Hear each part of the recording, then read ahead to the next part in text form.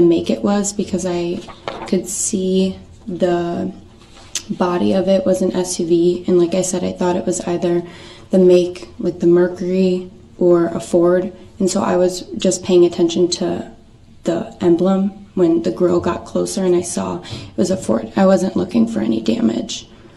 About how close would you estimate the vehicle came to you? I don't know. Did it get close to you? I don't know. I blacked out.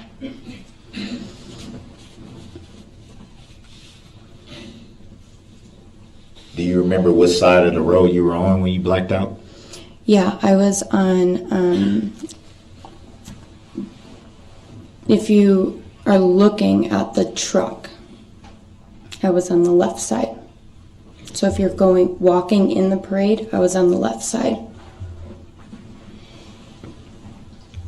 But I had turned around, and so I was on the right side because I was looking at the vehicle. So at what point did your memory go fuzzy? So I turned around. You're crazy, you don't see that. And then all of a sudden, I don't remember anything. I can hear it. And then after, I remember seeing the bodies. So I would say I blacked out from when I saw the vehicle to after it passed. Any idea how long that may have been, roughly, if you recall? A second.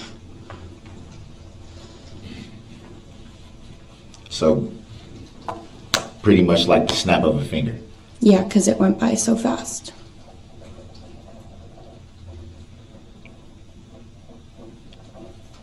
And from your recollection, that was quick enough for you to miss anybody being struck? I blacked out, so I didn't see them physically get hit.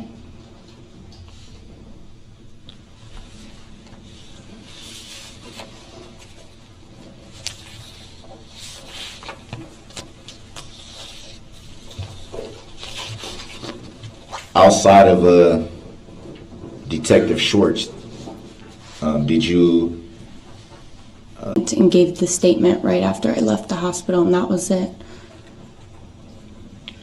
Did you do any follow-up to see if your report was received by anyone in law enforcement? No. Did anybody from law enforcement contact you about the statement that you gave? No.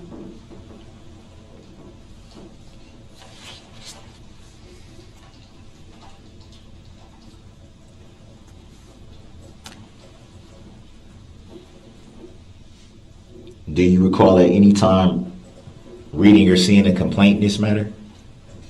No. Do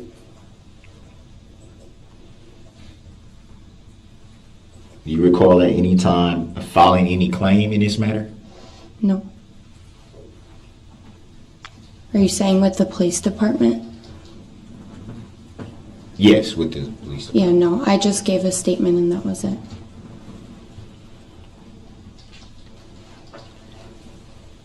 Would you consider yourself a party to this matter? Objection. Relevance. Grounds. Sustained.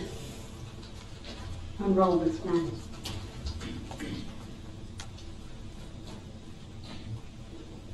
Do you recall if you were contacted by the plaintiff in this matter? Objection. Grounds. Relevance. Grounds. Overruled. She may answer. Can you say who the plaintiff is? I'm asking you, are you aware of the plaintiff? Were you contacted by the plaintiff at any time? I don't know what the plaintiff is. The plaintiff would be whoever is bringing the claim for the charges in the matter. So not, then yeah. Objection. Yeah, what? You were contacted by the plaintiff? Objection. She answered yes. I'll answer grounds. An objection. Hold on. Objection. Move to strike Grounds. legal analysis, Grounds. and the defendant is testifying. I'll sustain the objection. I'll grant the request to strike the question and the answer for the reasons given by the state. You may rephrase if you'd like.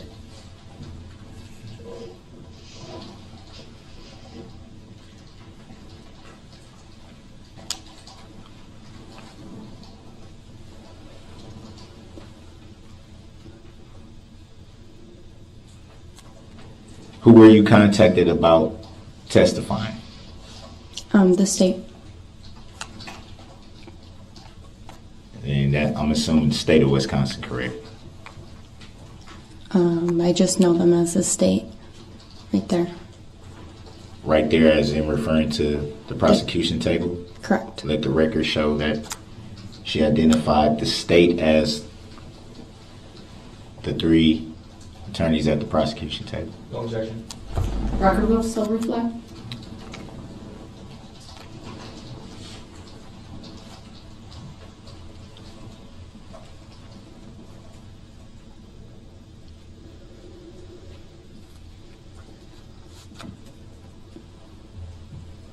And do you recall having a conversation with the state? Yes.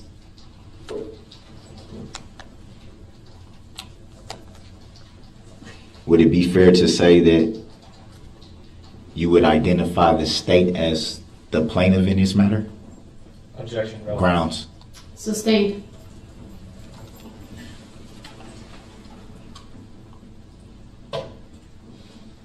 Have you ever had any interactions with the plaintiff in this matter? Objection. Grounds. relevance. Sustained.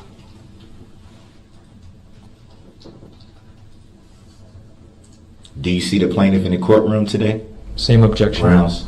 Sustained. Do you even know if there's a plaintiff? Same objection. Grounds. Sustained.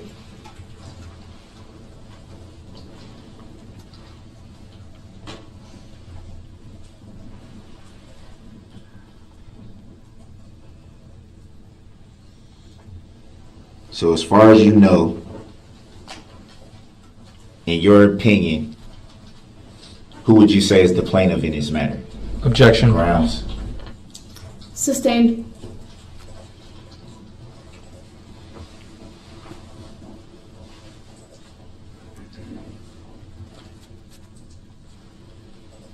Were you present at the parade with any family that day?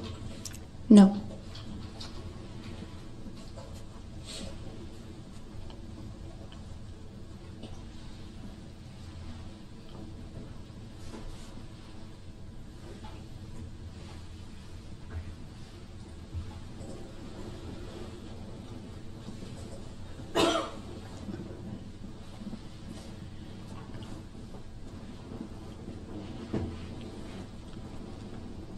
Just 1 second.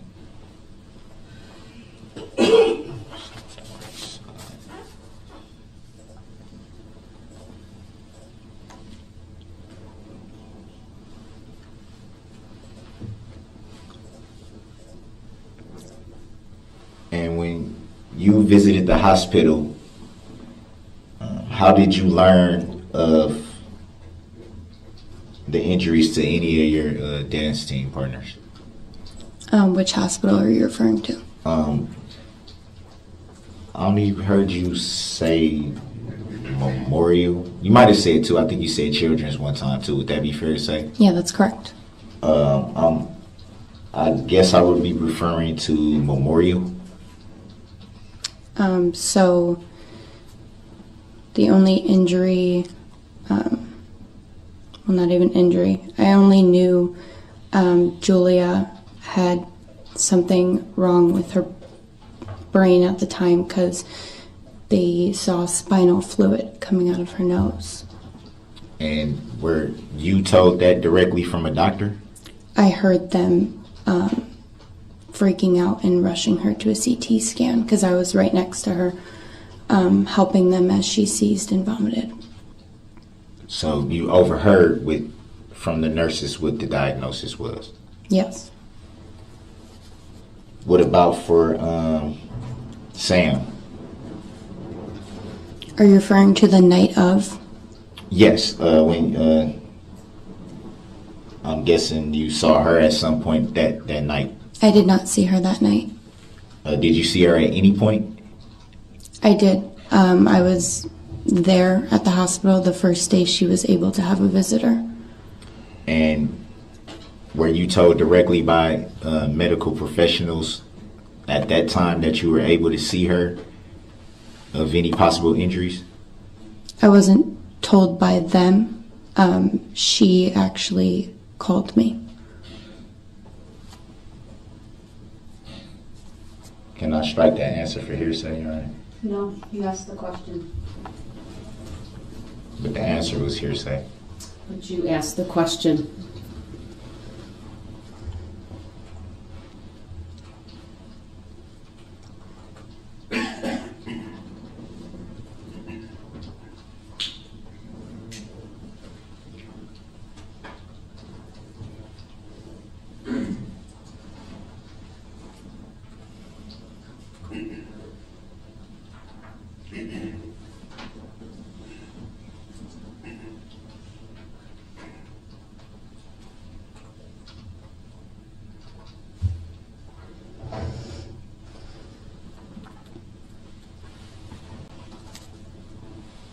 In the days after the incident, did you have quite a few interactions with the dance team?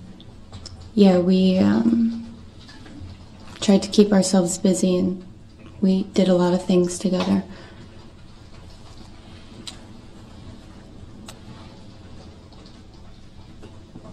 Did you attend any visuals or any memorials or anything like that? Yes, I did. Would you state for the record and for the jury how many? I believe it was on Monday. I went to that vigil. And that would be the only one that you attended? Yeah, that was the only one they had.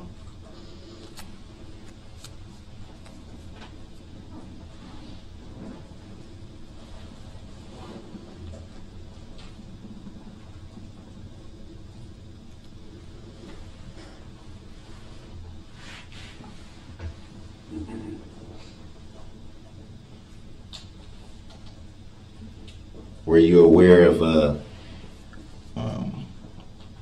things set up financially for the victims? Can you repeat that? Were you aware of any for example, like GoFundMe's or donations or anything for the victims? Were you aware of anything like that going on in the days after the incident? Objection. Grounds. Relevance. Grounds. Sustained.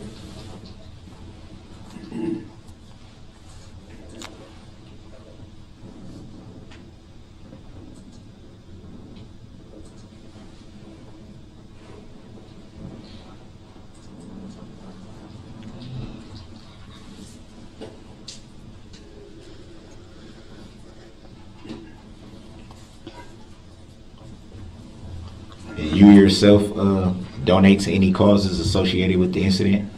I did not.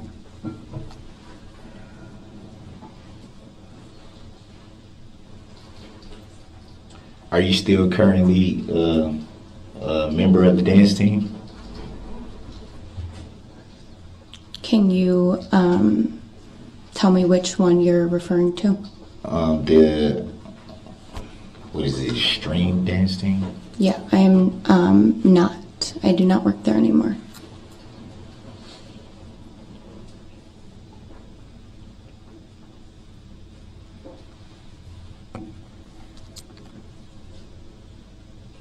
And was that decision made by the incident, or was it just a personal decision?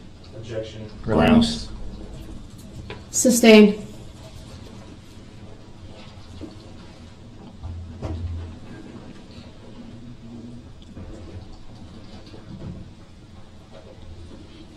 You testified earlier to having the blackout and that being the first time that happened. Would that be fair to say? Yes.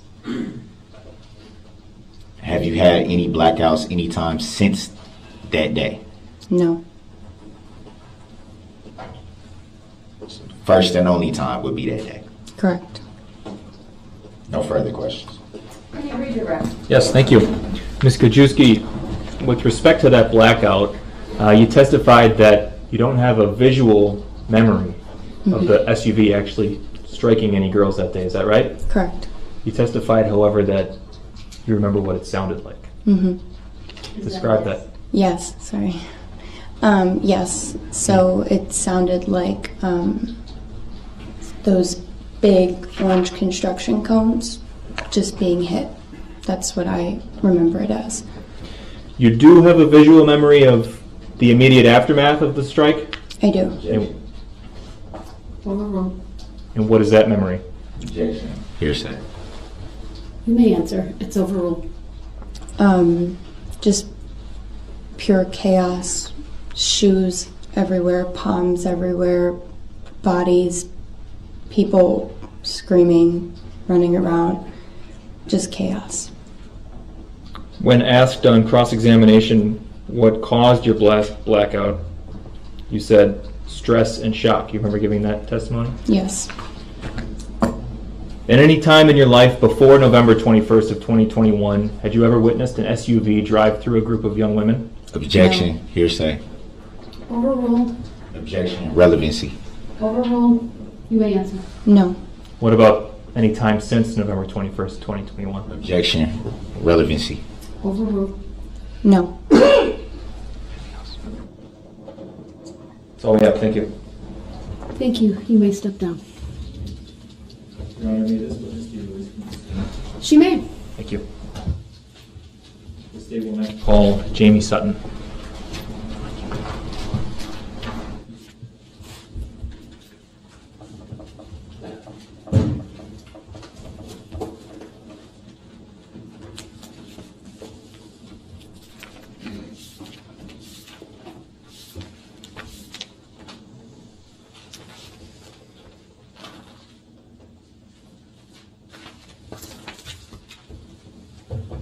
All right, good afternoon, Ms. Sutton. If you would please make your way to the witness stand, which is to my right up one riser. When you get there, please remain standing. Raise your right hand, and my clerk, Teresa, who's on my left, will swear you in.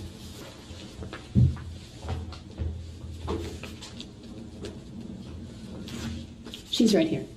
Oh. That's okay. Do you solemnly swear that the testimony you're about to give shall be the truth, the whole truth, and nothing but the truth, so help you God? Yes. Thank you. Please have a seat. The first thing I would like you to do is to state your first and last names for the record and then spell each. First name, Jamie Sutton, Jaimie. Last name, Sutton, Sutton. Thank you. Go ahead, your witness. Thank you.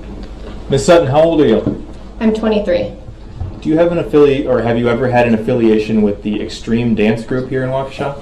Yes, I worked there last year. How long did you work for Extreme? From May of 2021 to April of 2022. What was your role with the organization? I was a coach for the junior team. What's the approximate age range of the junior team? About 8 to 11 years old. How many people were part of that group, the junior group? 10. Okay. And did you participate with your dance team in the Waukesha Christmas Parade on November 21st of last year? Yes. You yourself were actually present for the parade? Yes. Did you attend as spectators, or did you march in the parade? I marched in the parade. With your girls? Yes. Do you remember approaching the 5 Points intersection? Yes. Do you remember what happened at that intersection? A car drove along my left side. I'm going to ask to put up for the jury exhibit number 15, which has previously been received and published. Go ahead.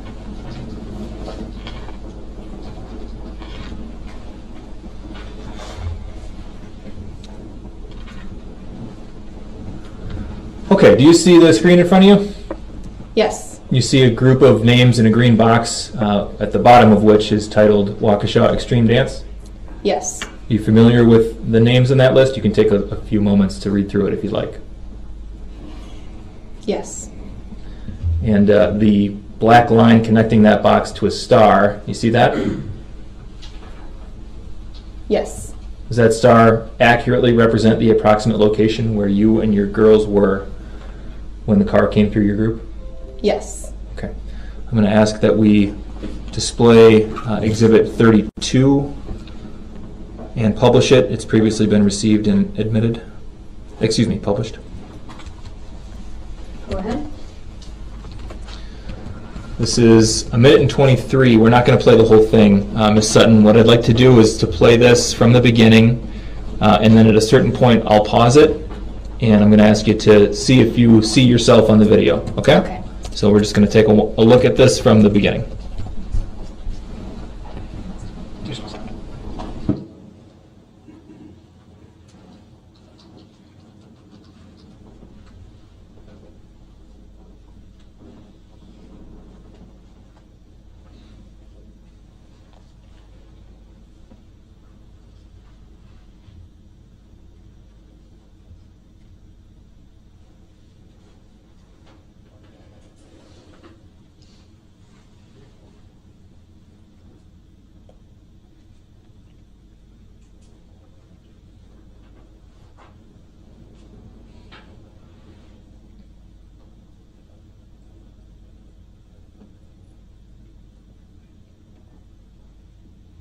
Pause, please. We've paused at the 43-second mark. Do you see yourself on the screen? Yes. So that's a touch screen in front of you. Can you use your finger and circle yourself for us? Okay, so what's on your head? I have a gray hat on. Gotcha. Okay, we can clear that, please. We'll continue watching from that point.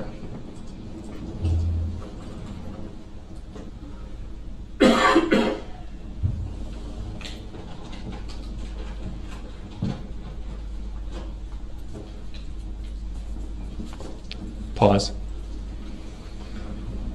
We've paused at the 57-second mark.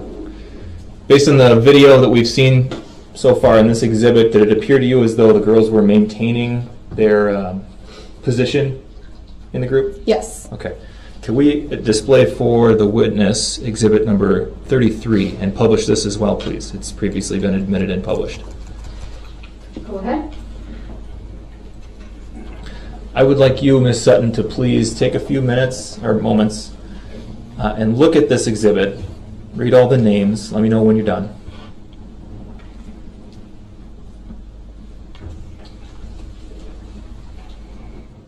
Okay. The boxes with names in them, are they accurately represented in this diagram based on where they were in the formation in real life? Yes. Okay. I now would like to play for the witness only exhibit number 36, please.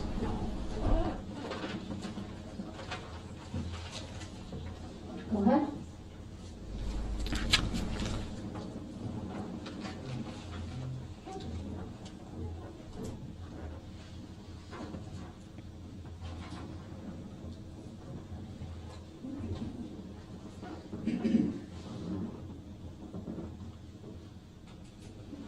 Pause.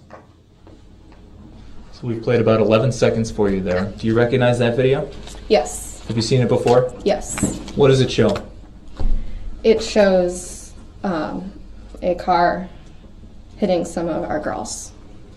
Is that video an accurate depiction of how the events unfolded that day? Yes. I'd move exhibit 36 into evidence and ask for permission to publish. Exhibit 36 is received. Permission to publish is granted. May I please have the total length of the video? This is 29 seconds.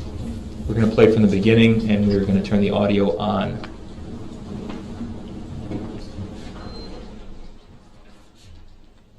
Your Honor, is the video playing at the right speed? It's my understanding it will be. We'll double check for Mr. Brooks. Can we make sure that we've got it at 100%?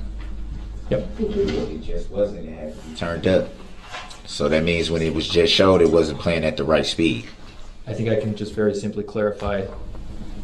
To adjust the speed, you have to change it to see what it's set at. So it was at 100%, and it is now back at 100%. Thank you. I object to that for the record. Clearly wasn't at the right speed. The record reflects the statement made by Attorney Wichow regarding the speed, and the court accepts that. Go ahead. And the objection.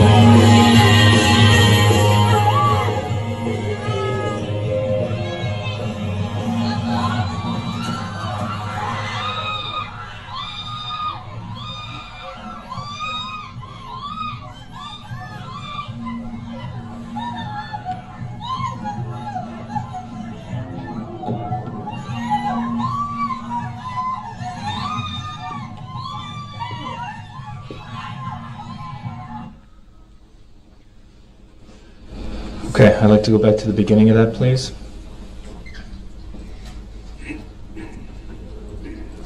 We're going to pause, please. We're going to slow that down, Ms. Sutton, and I'd like you, at a certain point, we're going to pause, and if possible, if you can, I'd like you to identify some people in the frame for us, okay? Yes. All right, so we're going to play from the beginning at, can we reduce it, please, to 40%? And turn the sound off. Okay, we'll play from the beginning.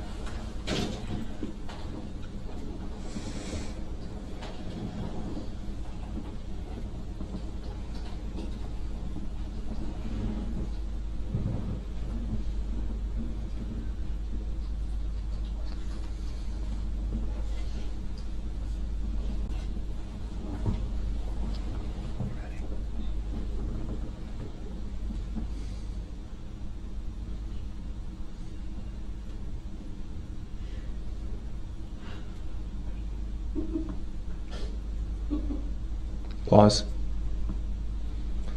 Paused at 12 seconds.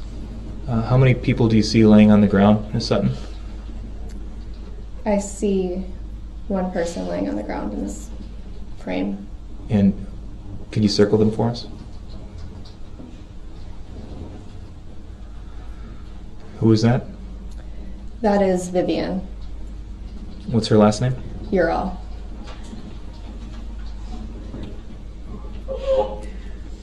I'd ask to preserve the annotation, mark it as Exhibit 36A, and enter it into the evidence, please. The annotation will be captured. It will be marked as 36A. It is received. Could we please remove the annotation?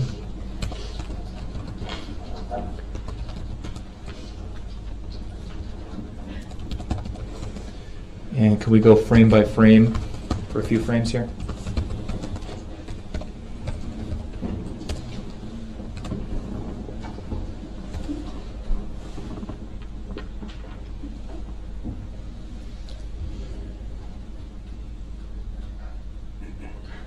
Pause. So we've stopped at 12-second timestamp. At the moment that the SUV first made contact with your group, where were you in relation to the rest of the group? I was towards the back right side of the group. Right, as in standing in the road and looking down the parade route? Yes. Okay. Based on your position in the road and your memory from that day, are you able to identify anybody else who's depicted in the video at this point?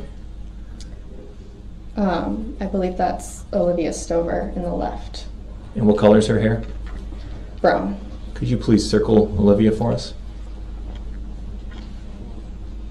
And I ask to preserve that annotation and mark it as Exhibit 36B and to enter it into evidence, please. Objection. You see face. Your objection is noted. 36B is received, and the annotation will be captured and preserved for the record. We can take that down now, please.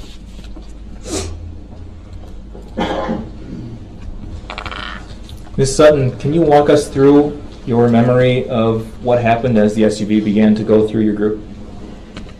Yes, I was in the back right with some of our younger teams and was helping them get in their formation. And I heard some yelling behind me, some screaming, and I looked over my left shoulder, and just as I looked over my left shoulder, there was a red car that drove through. By the time I looked, it was already hitting our girls. What happened next?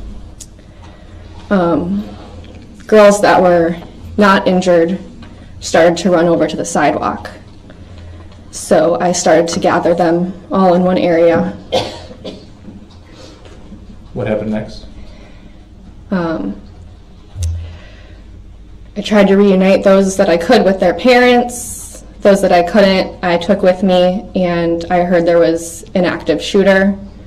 So we went into Chef Pam's kitchen and hid out there until we were told it was all clear to go to our cars. Chef Pam's Kitchen is a business, a storefront on Main Street? Yes. Okay. What happened next? After that, I went to my car, went to the hospital, and did my police statements. In the immediate aftermath, after the SUV came through your group, did you at any point see a person named Charlotte Urell?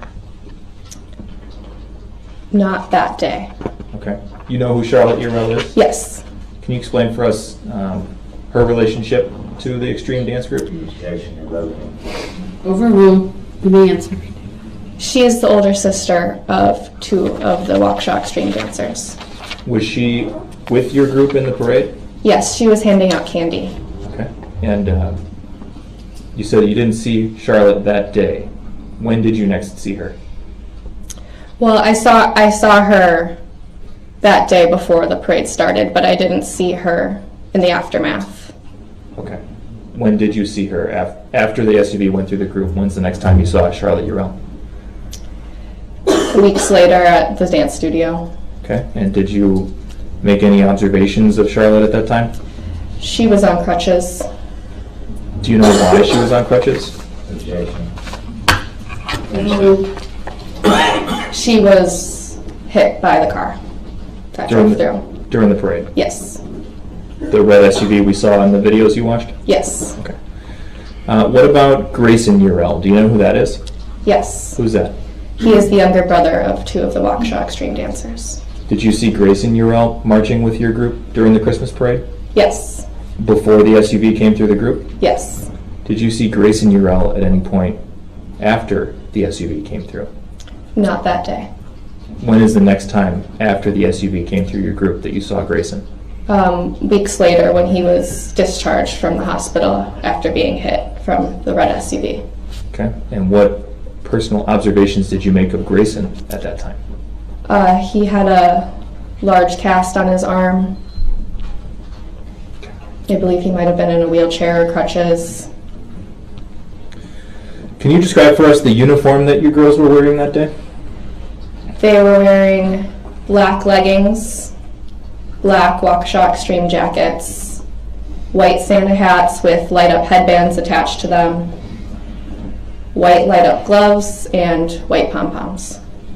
Could we please display for the witness only exhibit number 102? 102. Ms. Sutton, just let me know when you see the screen, okay? Okay. What are we looking at here? This is a red SUV that is smashed up. And there's a white light-up headband on what used to be the side mirror. Do you recognize that white light-up headband? Yes. What is it? Objection, hearsay. Overruled. You may answer. That is one of the headbands that was over our girls' white Santa hats. So I need to get the rest of the film.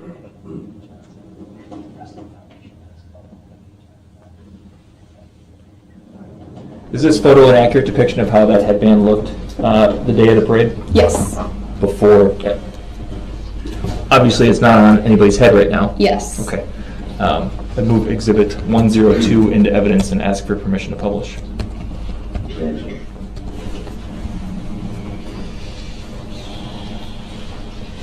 The court's going to withhold receiving exhibit 102 until further foundation can be laid. So permission to publish is denied at this point. That's all I have. Thank you. All right. Any questions for this witness? Yeah.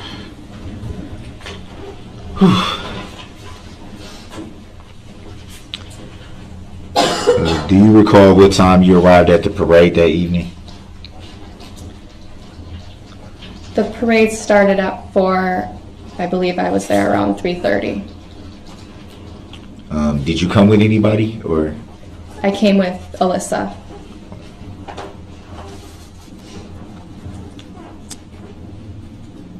Would it be fair to say that you guys are pretty close? Yes.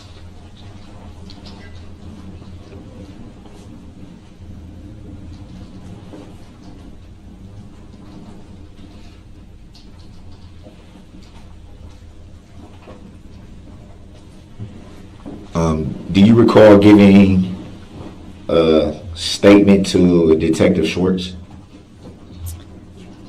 I gave a statement to a deputy. I don't know their name.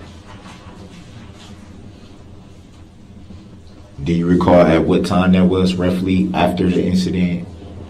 It was around 6:30 that night.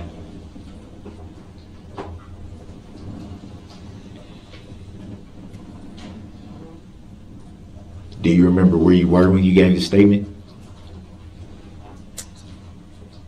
It was at the transit center, the Waukesha Transit Center.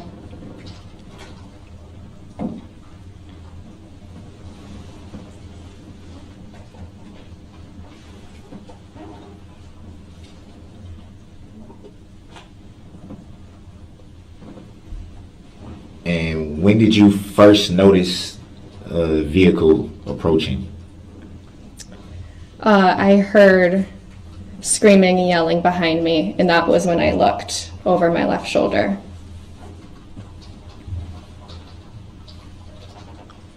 Do you recall how close the vehicle was to you at the time where you looked over your left shoulder? It was on the left side, and I was on the far right, so it wasn't very close to me.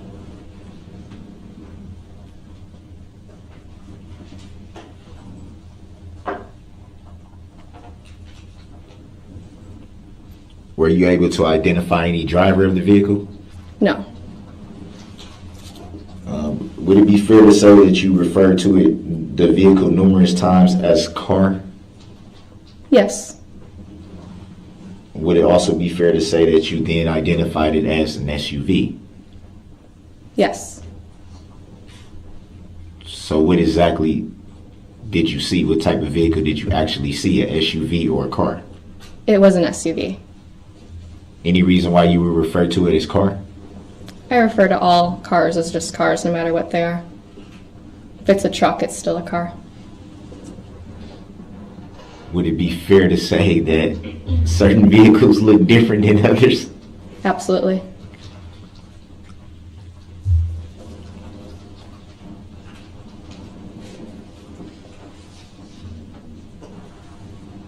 At what point do you recall hearing that there may have been an active shooter? Could you repeat that question? At what point do you recall hearing that there may be an active shooter? When I was gathering the girls who hadn't been hit, a man came up to me and said that there was an active shooter amongst all of that. Do you recall if that was somebody marching in a parade or a spectator, or I'm not sure. were they any law enforcement? No. Did you hear any shots? No. And where did you go from there after you were informed that there may be an active shooter? I went into Chef Pam's kitchen. Did you go in there alone, or? No, people were piling in there, and I had several girls with me, several dancers with me.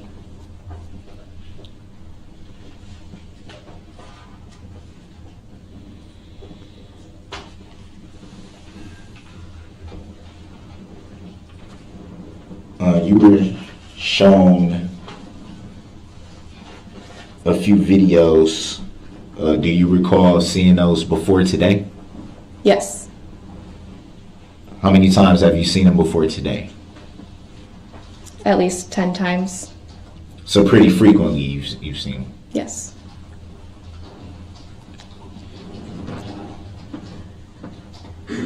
Would it be fair to say that you saw those numerous times to maybe bring back something you couldn't recall? Yes. You state for the record and for the jury who showed you these videos multiple times? They were sent to me. So that would be, were they sent via email or Over text message. text messages? Yeah. And can you state for the record and for the jury who the text messages were sent from? Alyssa. So they weren't sent by any law enforcement or? No.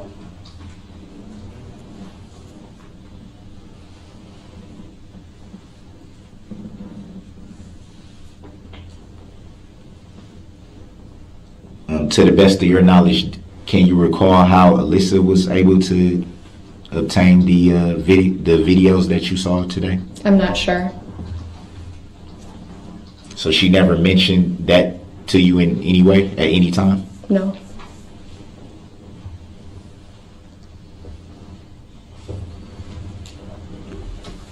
Were you able to identify the driver? No. Were you able to identify a license plate number? No.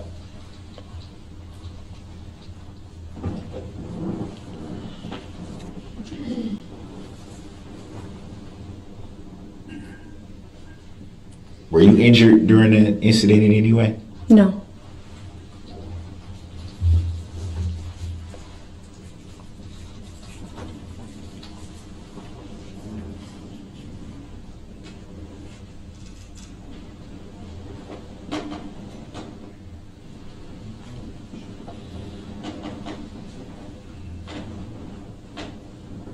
Did you go to the hospital after the event? Yes. Were you transported there, or did you drive there yourself, or? My fiance drove me there. Do you recall how long you stayed at the hospital? Not long. I was told just to go give a police statement. So it would be fair to say that you went to the hospital strictly for the police statement purposes? I went to the hospital to see if the girls that I had unaccounted for were at the hospital. And were you able to gain the information that you were seeking? Yes.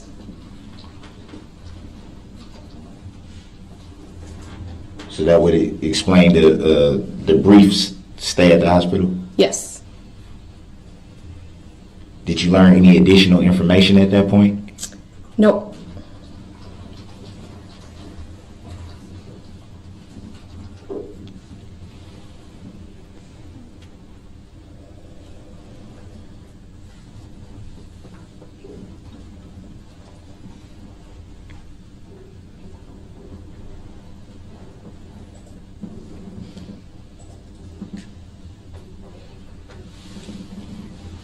Do you recall in the statement that you gave to Detective Schwartz that you observed people running towards the sidewalk? Yes. Did you see anyone on the sidewalk struck by the vehicle? No.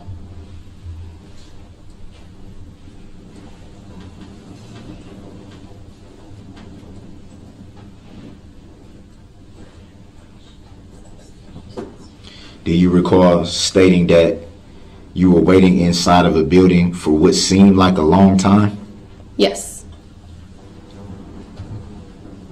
And what would you estimate time-wise, what time frame that would be? Probably. Just object here and ask for clarification about what building we're talking about. Sustain us to the form of the question, please rephrase.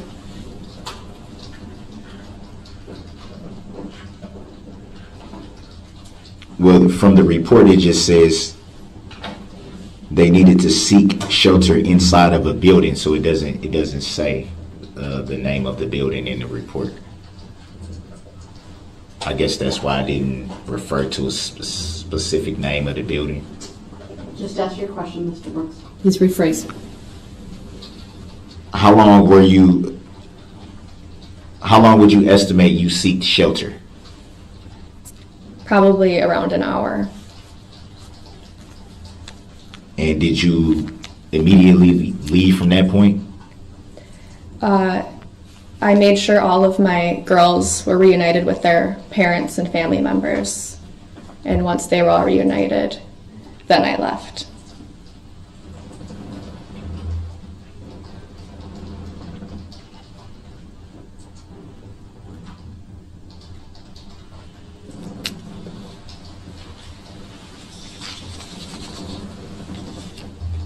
Do you recall giving a written statement? Yes.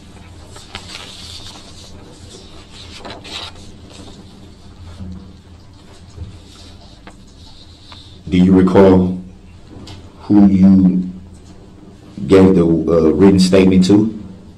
No. Do you recall in your written statement saying that it seemed as if something was wrong with the vehicle? Yes. And what would you, from your recollection, what would you say was wrong with the vehicle? It was going very fast. I thought maybe there was brake failure happening because it was going so fast. And what made you come to that conclusion? Because there was a car driving through a parade instead of slowly rolling through like the other vehicles. So it would be fair to say your initial thought was something was wrong with the vehicle. Yes. Did you see any smoking from the vehicle, any damage to the vehicle at that point? No.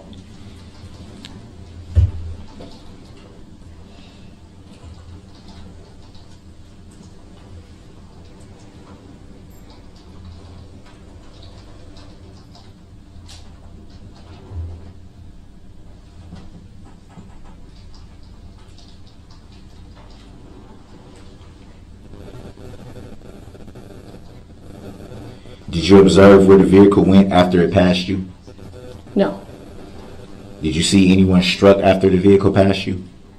Yes. But to the best of your recollection, you don't recall what the vehicle did after it passed you? Correct.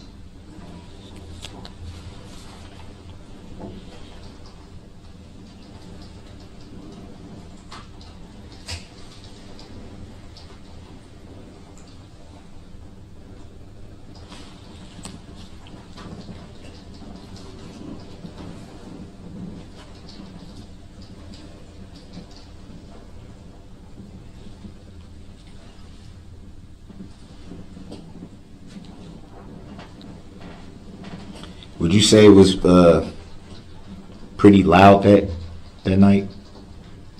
Yes. Pretty windy, cold? Yes.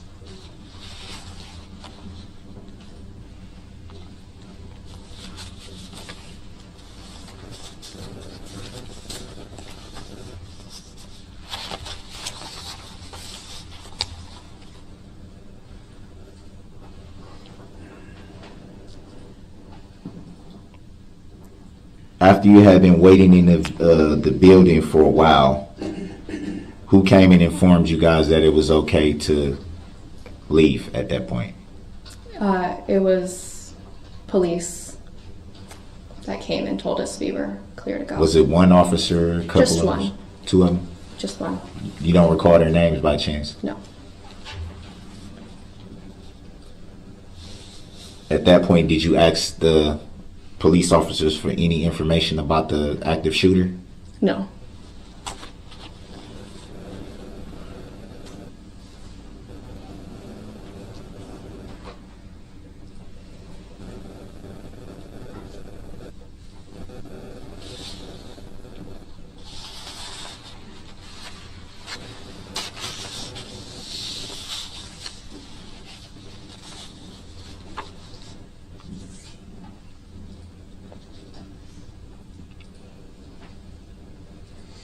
About what time would you estimate that you left the parade? After I got the all clear, Do you recall what time that was? I do not recall.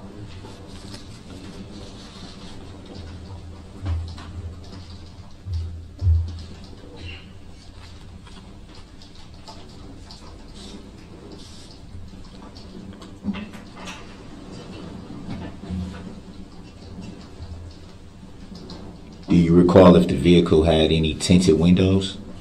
I do not recall.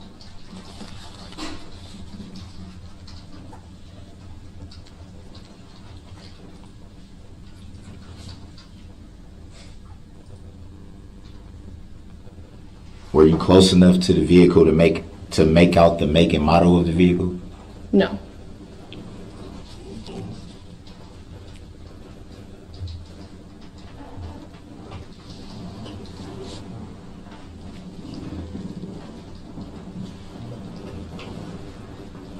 Do you recall any windows being down or anything like that?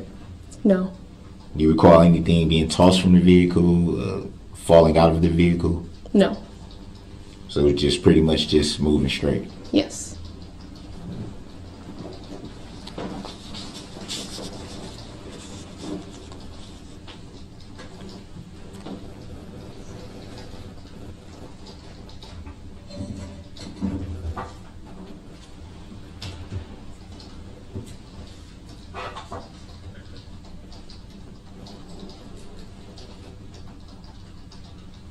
By how long would you approximate you watched the travel of the vehicle after it had passed you?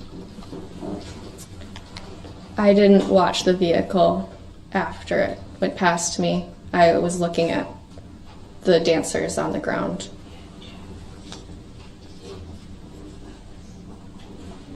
So it would be fair to say that once the vehicle passed you, you couldn't see if it struck anyone else at that point? Correct. No further questions. Any redirect? No, Your Honor, thank you. Thank you. You may step down. May this witness be excused from this meeting? She may.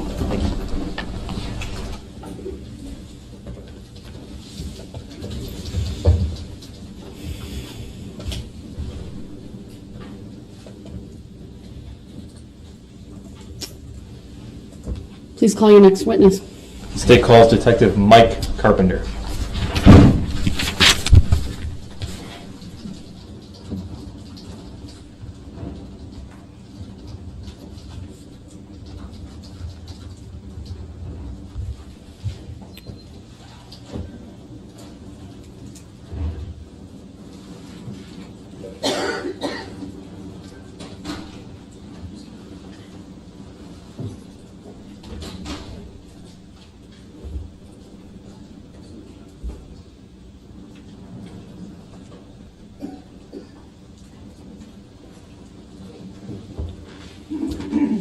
Good afternoon, Detective. If you would please make your way to the witness stand, which is to my right.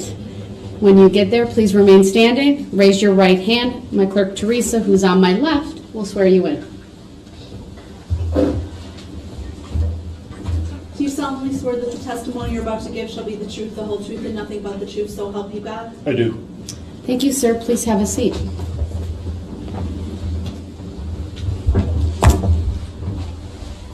First thing I will have you do is to state your first and last names for the record and spell each. Michael Carpenter, first name spelled Michael, last name spelled Carpenter. Thank you. Go ahead. Thank you. Detective, what do you do for a living? I'm a detective with the City of Waukesha Police Department. How long have you been a detective? I've been a detective for approximately 12 years, How long total in service with the Waukesha Police Department? approximately 20 years.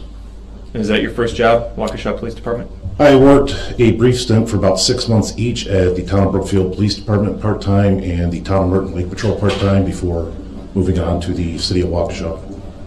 What is your current assignment as a detective? I'm in the computer forensics unit. What type of things do you do in that unit? Analyze digital data, digital video recorders, cell phones, regular computers, pretty much anything that can hold digital media. Okay. Did you conduct a speed analysis in this case? Yes, I did. Can you walk us through when you set out to conduct a speed analysis? First of all, what is it, and how do you go about conducting that analysis? Basically, throughout reviewing video for this incident, we wanted to determine if there was a way to get an accurate speed from the red SUV. I've been through some training, certified as an input ACE examiner. That's a software we use.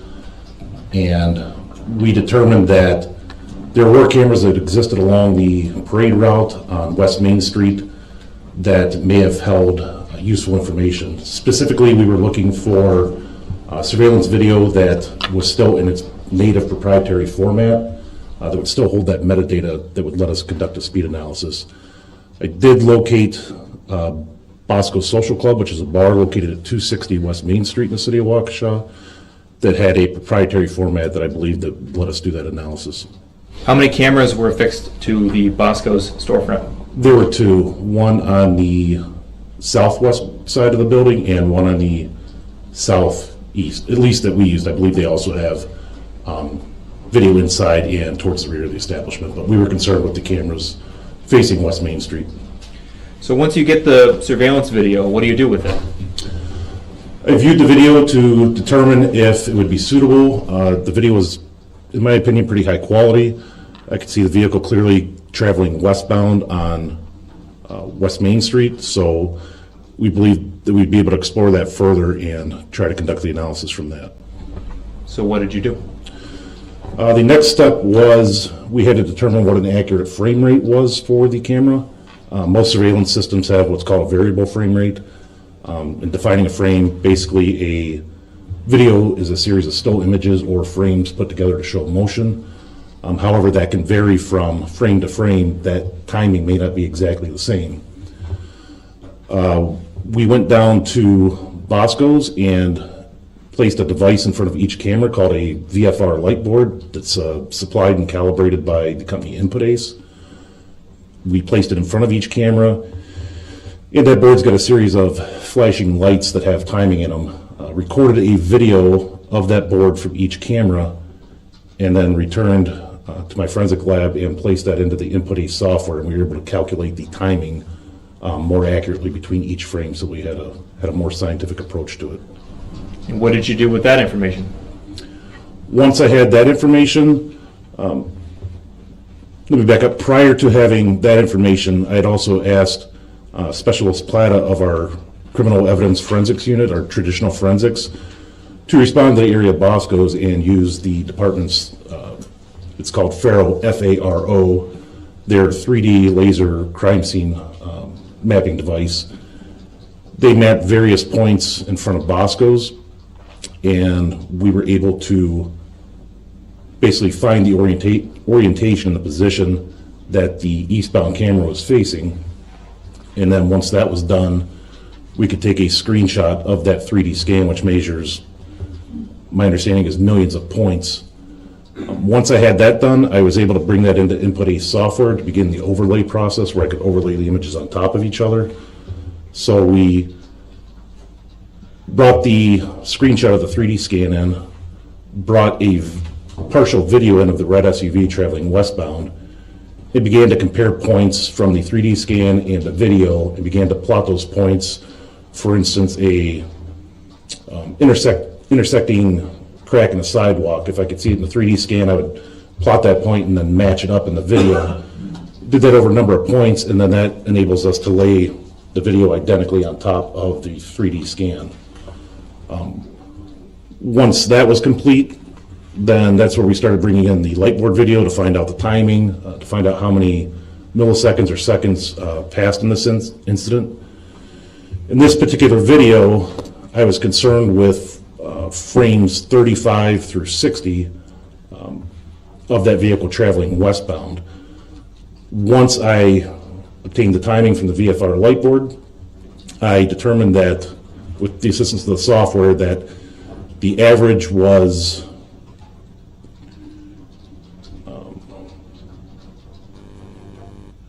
.834 seconds had passed in those 25 frames that that vehicle, or I'm sorry, 26 frames that that vehicle continued westbound. What that does, it then gives me a low end and a high end that I can use for a margin of error. So it said the longest time it would take for the vehicle to travel westbound through those 26 frames would be 0.838 seconds, and the quickest time that it could pass through those 26 frames would be 0.830 seconds. Once I had that information, I was able to completely overlay the video onto the 3D scan, and I could start at frame 35, and it enables me to overlay it within the 3D scanning software, and I was able to drop a small point. The clearest point of reference in this view, as there were people around and other things in the area, I was able to pick the front passenger's wheel and drop a point directly in the center of that wheel, advance frame by frame until I was at frame 60, drop another point, and then I can use a slider to go back and forth to either have the vehicle present or just the 3D scanning. Once I had just the 3D scanning, then I could take and measure the distance from that first point in frame 35 to to the last point in frame 60. And then I was able to calculate that, I was able to input that in with the different measurements of 0.838 seconds and the 0.830.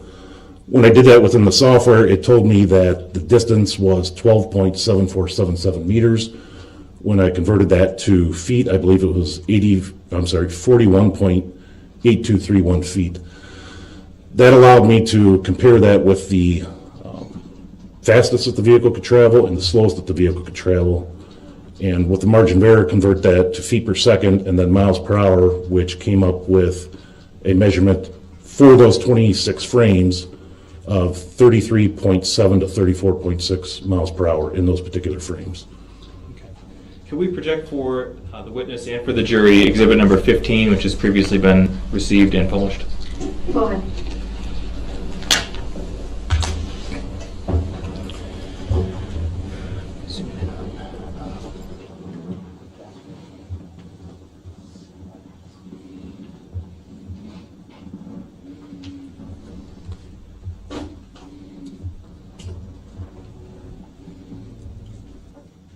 Okay, do you recognize the area on the map depicted in Exhibit 15? Yes, it's the 5 Points intersection area of downtown Waukesha. The screen in front of you is a touch screen. Could you just draw a small little X to depict where the approximate location of Bosco's is? I believe it's going to be roughly right about here. So north side of Main Street? Yes. Okay. And I don't think we need to save that. We'll just say it's an X between the 5 Points intersection and Gasper Street on Main. So we'll clear that and take that down. And now can we please project for the witness and for the jury exhibit number 31, which I think that's also been received and published. And it has, yep.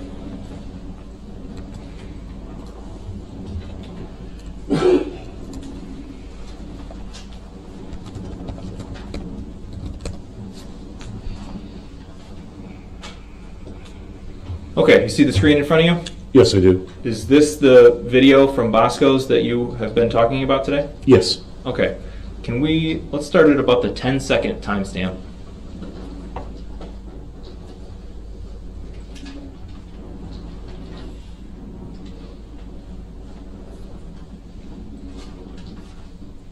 Now you were talking about 26 frames, I think you said? Yes. Okay.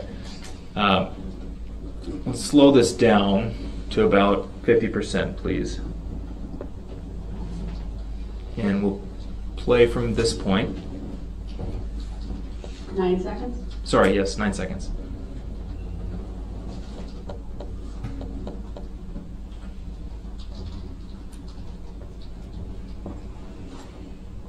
Pause. We have paused at 16 seconds. So you're basically measuring what? Walk us through the screen here. What are you measuring? So as soon as the red SUV came into view of the video traveling westbound, once I had a frame where there was no obstruction, I could see the full passenger side tire. That's where I dropped my first point, and then I let the SUV continue westbound until I found another spot where there was no obstruction. Now, when I overlaid it between the 3D software and the video I have here, during this video there's no foliage on the branches. During the 3D scan there is foliage, so that blocked a little bit, so I had to stop a little earlier than what I wanted. But I was just basically measuring how far that SUV or that wheel traveled during those frames in that amount of time. Okay, so you're measuring distance and time. Yes. And from that you're calculating speed. Yes. And you've already talked about the different variables that you took into consideration, right? Yes. And that resulted in, what's your ultimate conclusion? 33.7 to 34.6 miles per hour. And the 26 frames that you're talking about, they are in this video? Yes. Okay, let's just play from the 16-second mark. Pause. And we've stopped at the 17-second mark. So the 26 frames are entirely within that 9 second to 17 seconds. Yes. Okay. That's all I have. Thank you. Thank you. Go ahead, Cross. Very, very briefly.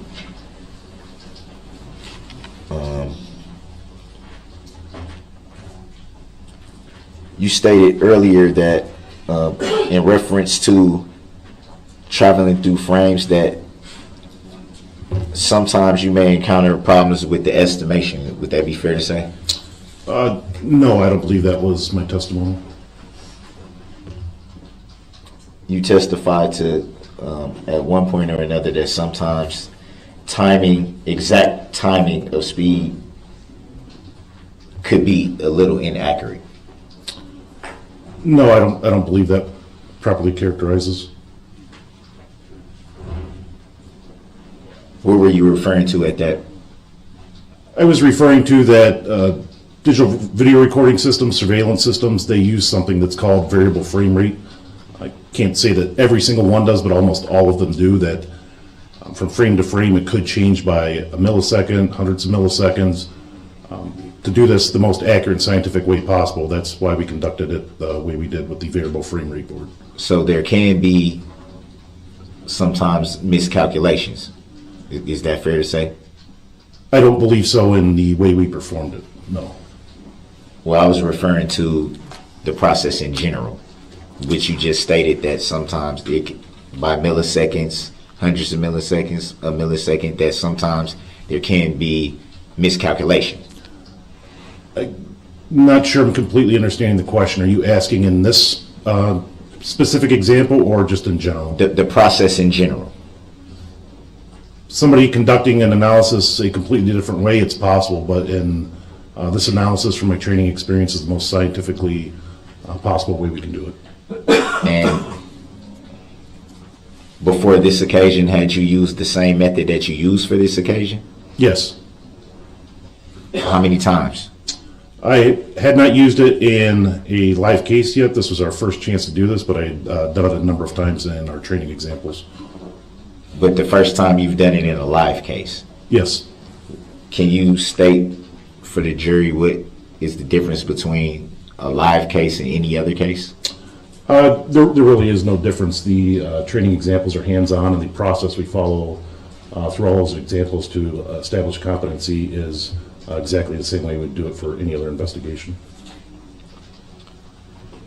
So if they're pretty much the same, why is it a need for the title live if they're pretty much the same?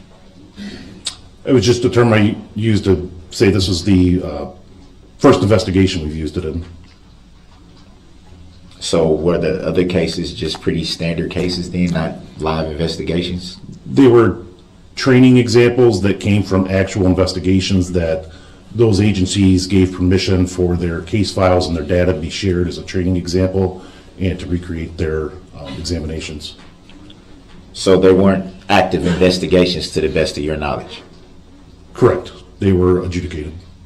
So this time that you used this technology was the first time to your knowledge that it was during a live investigation? Yes. So would it be fair to say that that's like the first time it's being used? In the city of Waukesha or in general? I'm not sure I'm understanding. Is it fair to say that this specific investigation was the first time that you've used it? That I personally used the software or that Yes. somebody has used it? You. This was the first time I personally used the software, as our agency recently purchased it, and this was the first case we were able to use it on. And so would it be fair to say that usually anyone's first time using new technology, there would be a learning curve? Would that be fair to say? I would say no. So you would say you came right into using this new technology the first time you've ever personally used it and knew exactly how to work it? I would say over my career, especially with conducting digital forensic examinations, I had over 1,500 hours of training in various aspects. I'm a certified trainer. I hold a certified forensic computer examiner certification through the International Association of Computer Investigative Specialists. along with other certifications as well. I obtained multiple certifications from Input Ace, the company that put on the training for this process, for this device, for video analysis, and we tend to follow principles throughout all the different disciplines, and the training's quite intensive, quite difficult, so over that time you develop the skills necessary to be able to start using software, using your techniques to do these investigations right away. You're stating some pretty nice credentials there, but you also just said that there's some difficulty in the training.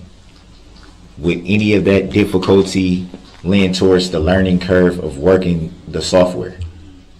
In my opinion, for myself, no.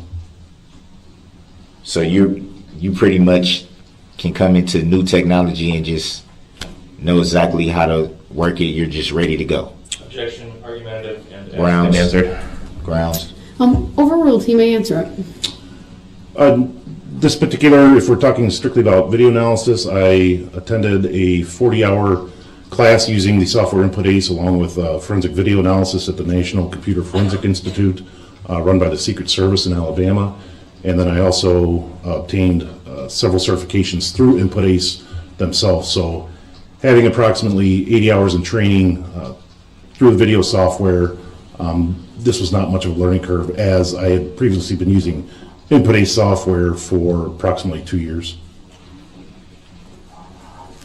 So this new technology was a variation of, well, let me back up a bit.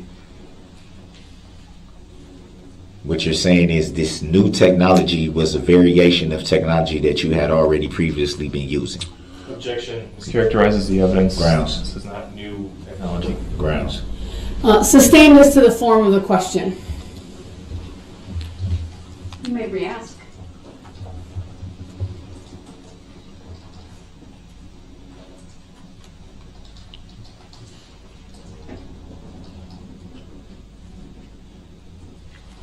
Before using this technology in this live investigation, as you coined it, have you previously heard of this technology before using it in this live investigation? Yes. Any idea how long it may have been being used before you used it? To my best knowledge, it's been around for several years. We first started investigating it in approximately January. January of 2022? Yes.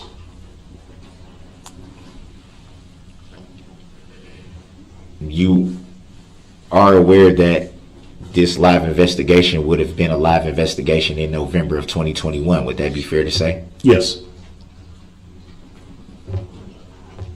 So it will also be fair to say that if your department didn't start using this technology until January of 2022, how were you able to use it in November of 2021? This was not conducted in November of 2021. Once we learned about methods when we were trying to locate a more scientific way to do a speed analysis, I discovered this method, the training that the company put on. We had to obtain budgetary funds. It was approximately $4,000. Then we had to schedule the training. The training was supposed to be earlier in the spring, and a couple of the instructors came down with COVID, so the classes got pushed back to summer. They had provided me with all the online training videos so that I could go through, watch those, start prepping myself as much as I could, and then this summer we actually had the class with the hands-on examples, and that's when they provided the certification, and after that is when we actually went out and were able to do the speed analysis based on the videos that we had from November 21st. So the bulk of your learning to work this technology was done via video? Video and live instruction. And that live instruction was in the summer, as you stated, correct? Some of it was, they don't do it all in one segment, so it was completed with an instructor between, I believe, May and the beginning of August. So when did you around what time did you do this analysis? Believe I performed the actual analysis somewhere around the middle of August. I can't remember the exact date. So pretty recent. Yes. Any idea why so long, considering that this matter has been going on for roughly a year? Objection asked and answered. Grounds. In the last 3 to 5 minutes. Grounds. Overruled. He may answer. We just wanted to make sure that we had all the proper equipment, the proper training, all the proper documentation, certifications for myself and the device before we went out and did the actual analysis. So your department thought it would be best to hold off on the analysis until you got everything in order? Yes, until we had the certifications to make sure they were valid.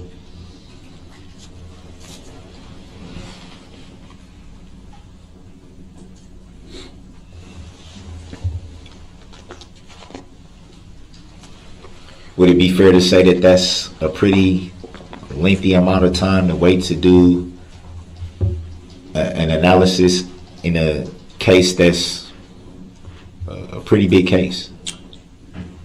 No, I would not say that.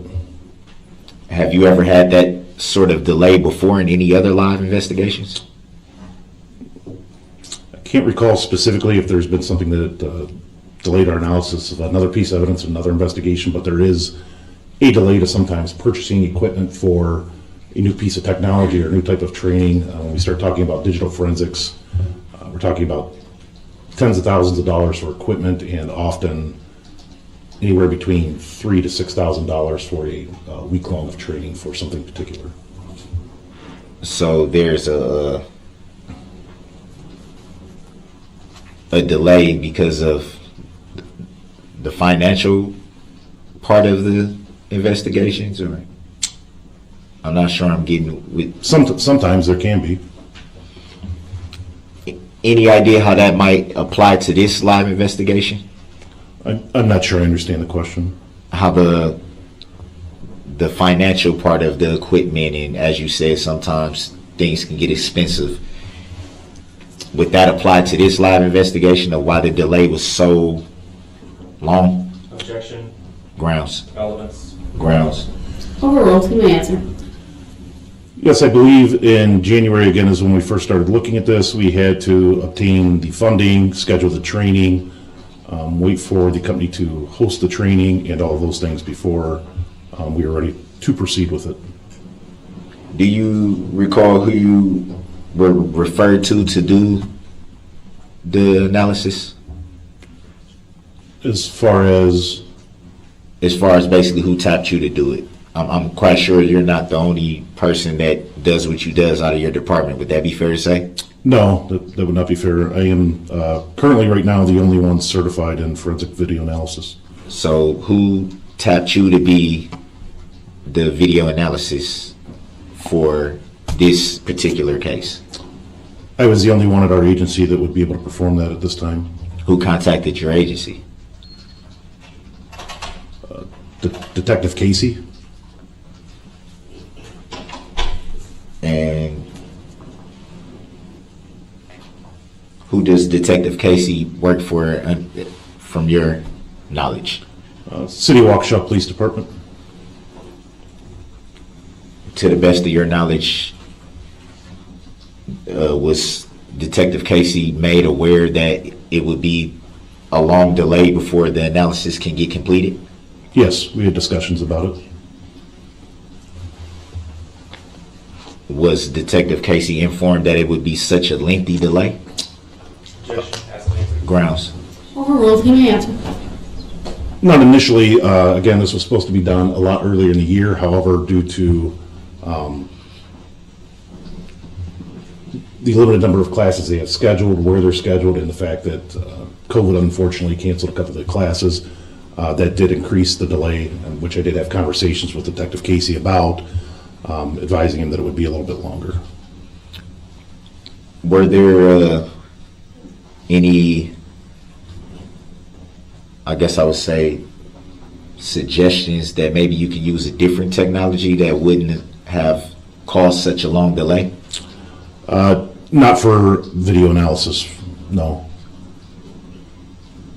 So what video analysis were you doing before this new technology that you just started using? This technology was specific to speed analysis. So there was no technology specific to speed analysis before this new technology? Not that I'm trained in, no. So would there have been someone else tapped to do the analysis if it wasn't for this new method?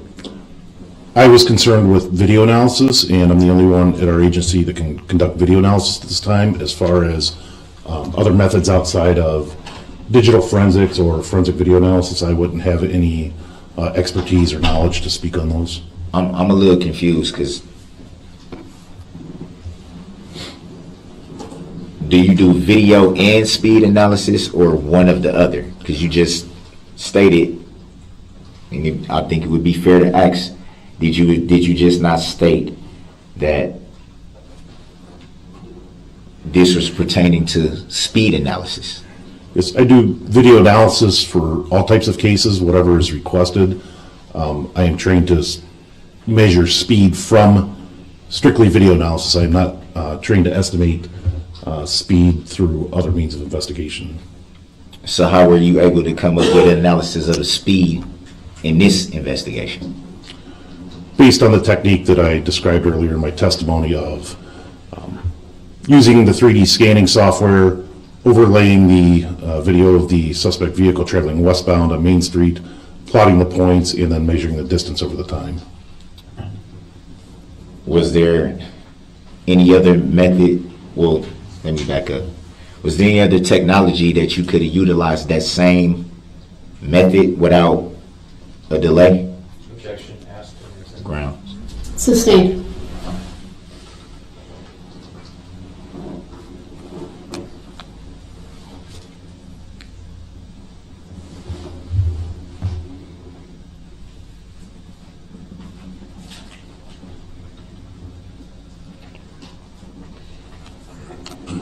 You stated that you've done speed analysis numerous times. Would that be fair to say?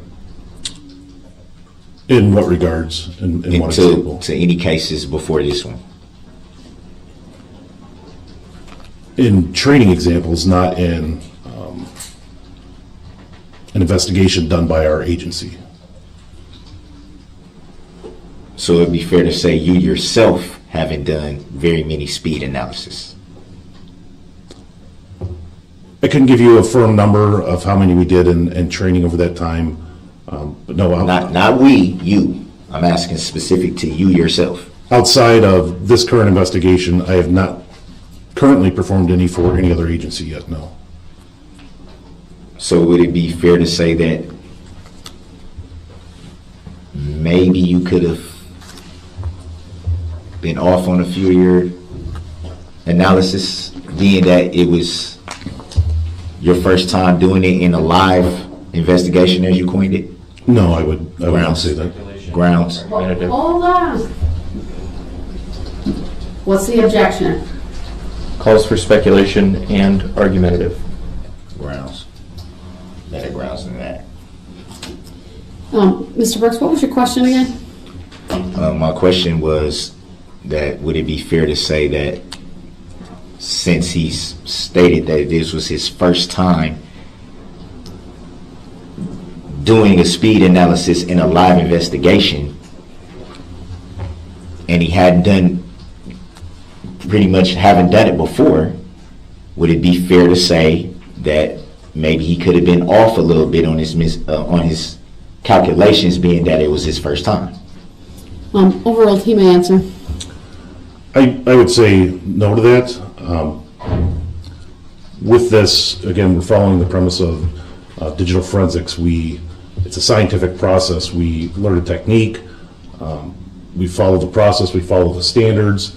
It's designed to be verifiable and repeatable by anybody else that would have that training and that software performant. The files can be turned over to another person with equal training, and they should be able to walk step by step and still come to the same conclusion. So I would say I'm confident in the speed that was obtained. So if someone else can come to the same conclusions that you came to, is it fair to say that someone else a little more experienced could have been tapped to do the speed analysis instead of yourself? We didn't have anybody more experienced in this area or our agency for this particular method. Is it possible that a different agency could have been tapped to do the speed analysis? Objection. This is outside of the witness's Grounds. personal knowledge. Grounds. Sustained as to the form of the question. Besides yourself, do you know of anybody that can do this analysis and come to the same conclusions as yourself? I know of the company that provided the training. Other than that, I do not know anybody personally in this area or other investigators to use this specific technique. Would it be fair to say that you weren't the only one being trained through video and the like? Sorry, I don't understand the question. You stated that you had to be trained in this form of doing the analysis. You stated the classes were, I think, from somewhere from May to August, you stated. Would that be fair to say? Yes. What I'm asking is, were you the only person that was taking those classes? There were people from other countries, other states, wide ranges of specialties, paralegals, accident reconstructionists, forensic investigators, things of that nature. Anybody in Wisconsin that you know of? Not that I know of, no.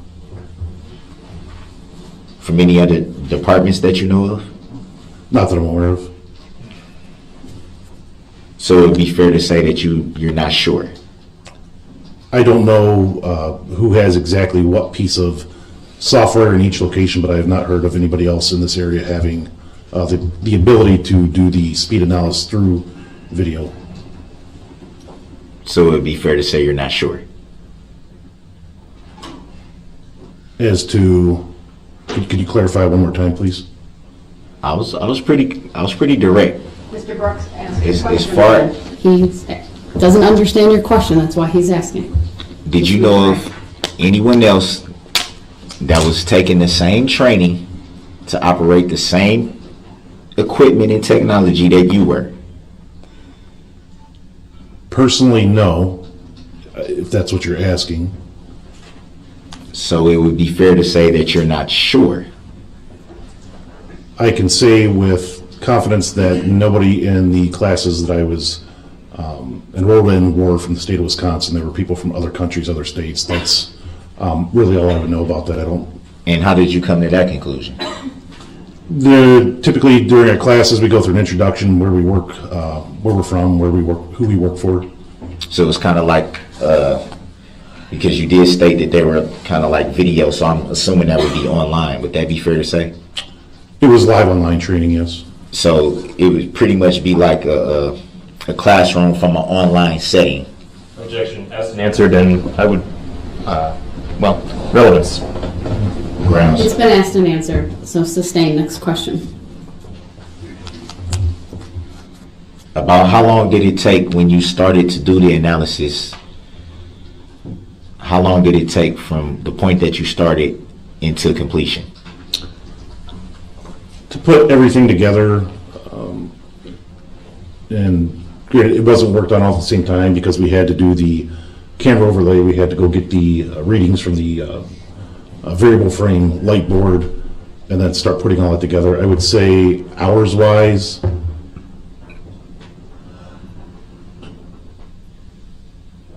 I would say probably someplace between 20 and 24 hours to put it all together. So about roughly a day. Well, work days probably 3 days or so. And would it be any reason why if you knew that you were being certified for that analysis, would it be any reason why you wouldn't start getting things in place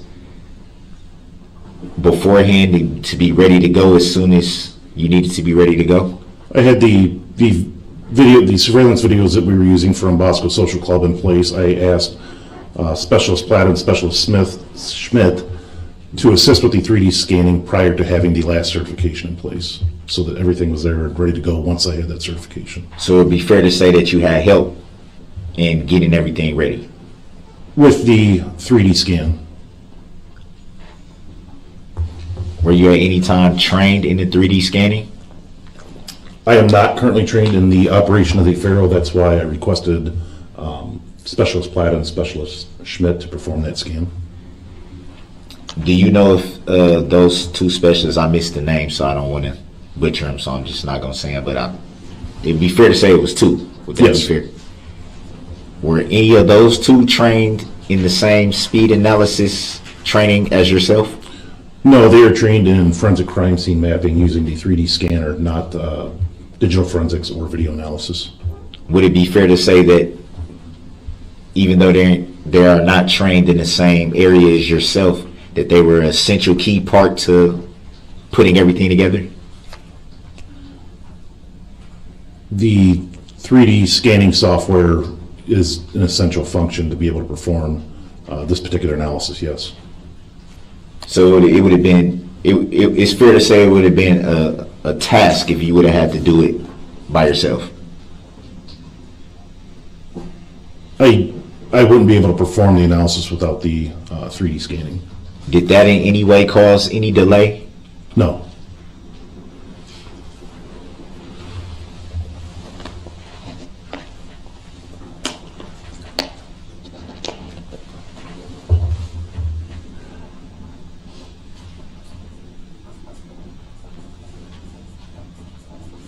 Do you recall about what date you started the analysis? Asked and answered. Rounds.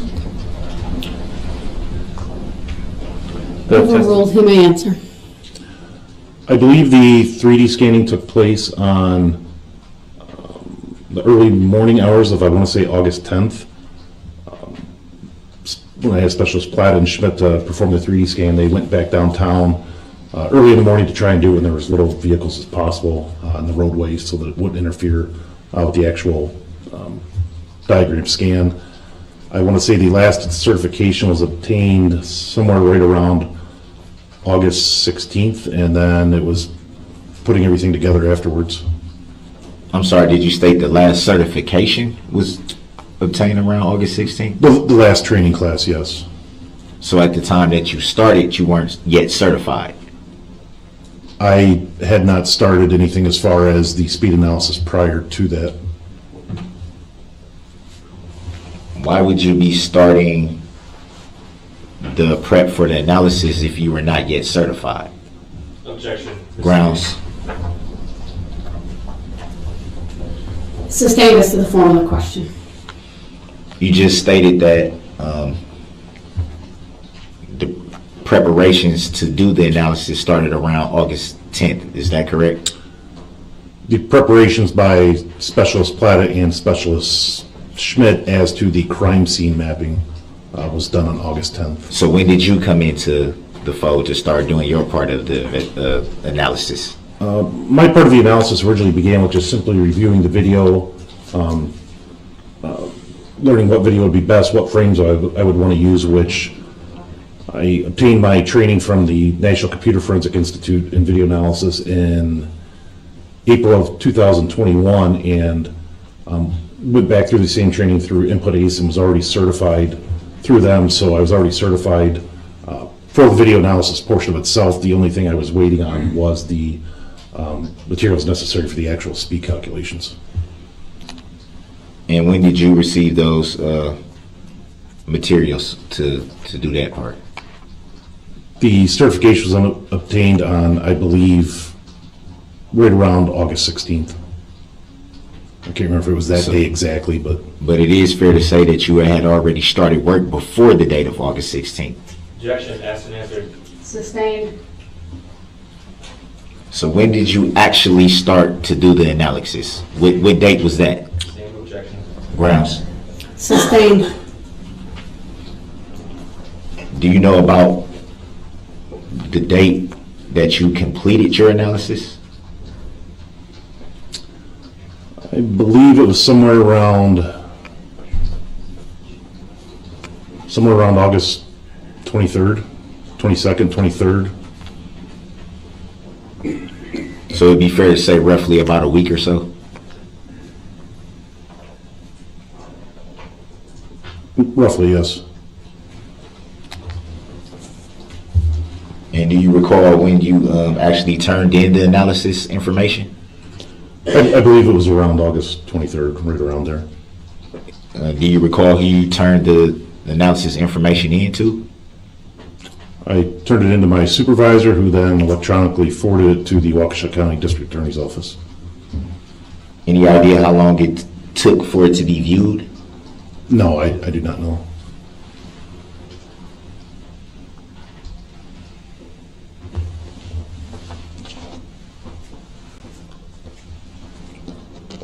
At the point that you started your part of the analysis, did you still need the help of the other two people from your department? No. So once you started, it was just yourself. Yes.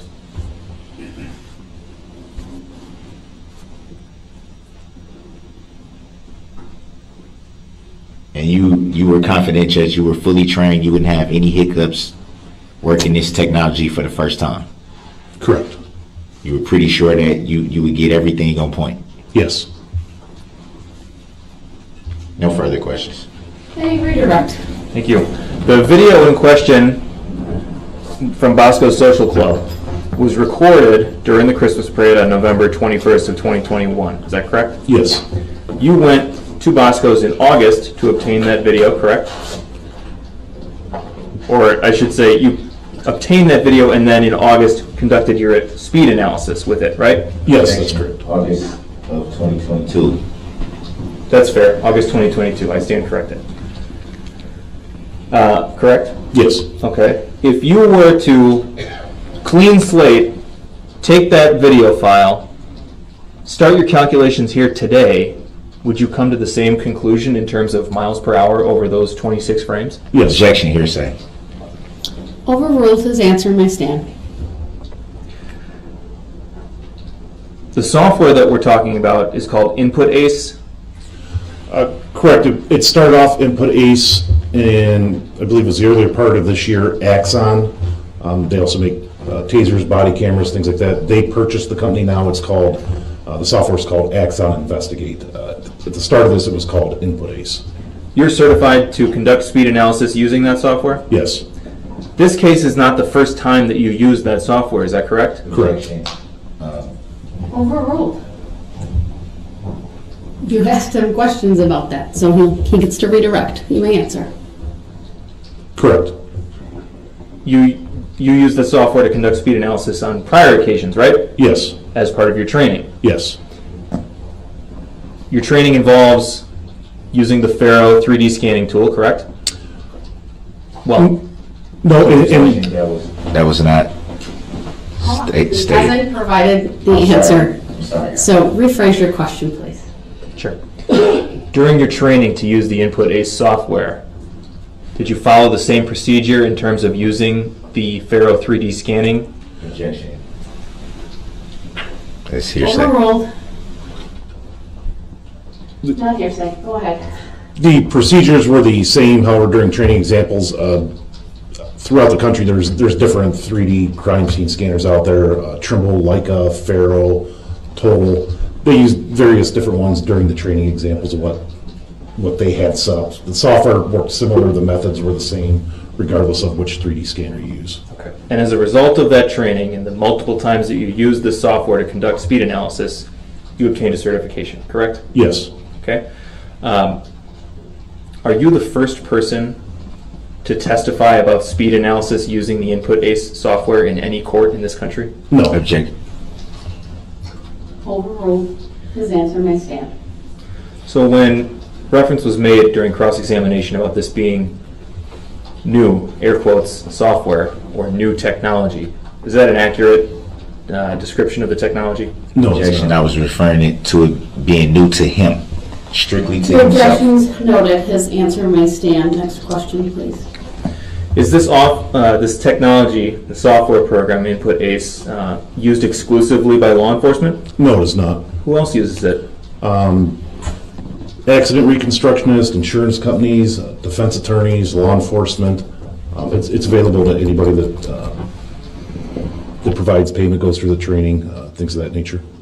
That's all I have. Thank you. All right, thank you. You may step down. Thank you.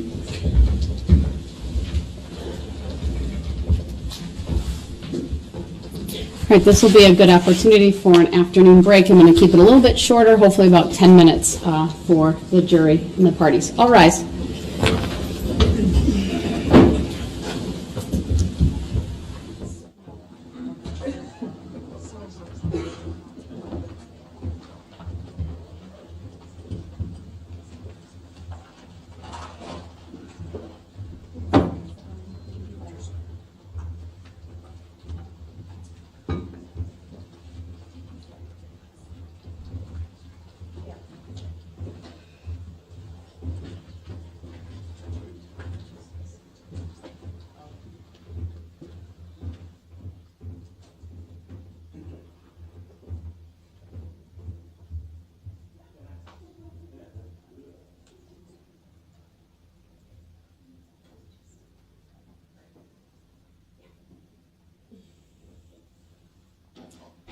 You may be seated. Before we take our break, I just want to discuss a little bit of timing since it's a little after 3:30 and how long the state believes the next witness will take. The next witness is Deborah Ramirez. She is going to take about 10 minutes on direct. Because I'd like to wrap up today very close to 4:30. And so if we can keep that in mind. And then I also need to address one other thing, and that is the clerk's office has made arrangements for Spanish interpreter for tomorrow from 12 p.m. to 3:30 p.m. And so I need to know from the state whether they will be utilizing the interpreter. Well, Your Honor, we can call witnesses out of order. We're behind. I'll be very honest. Today has gone much slower than we anticipated on cross-examination. So, but I understand the arrangements have been made, so we can shift things a little bit and try and accommodate that schedule by the interpreter. Do you believe you can also have the witness that Mr. Brooks identified needing an interpreter? Let me check on that during the break, Your Honor. Thank you. I would appreciate that because then I would like to utilize the interpreter. The only other request, since we were only able to secure one interpreter, would be to to have a different witness in between the two so that the interpreter has an appropriate break. Okay, understood.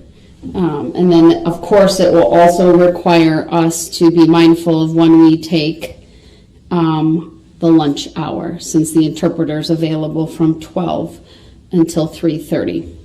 So Okay, 12 to 3:30. we may need to take our lunch maybe at 11:30, and I'm okay if we start a little bit later than the noon, but that should give us enough time. Any questions about that, Mr. Brooks? Again, I'm going to say I don't consent to that name, but no questions. All right, thank you. All right, we are in recess, 10 minutes. Come back.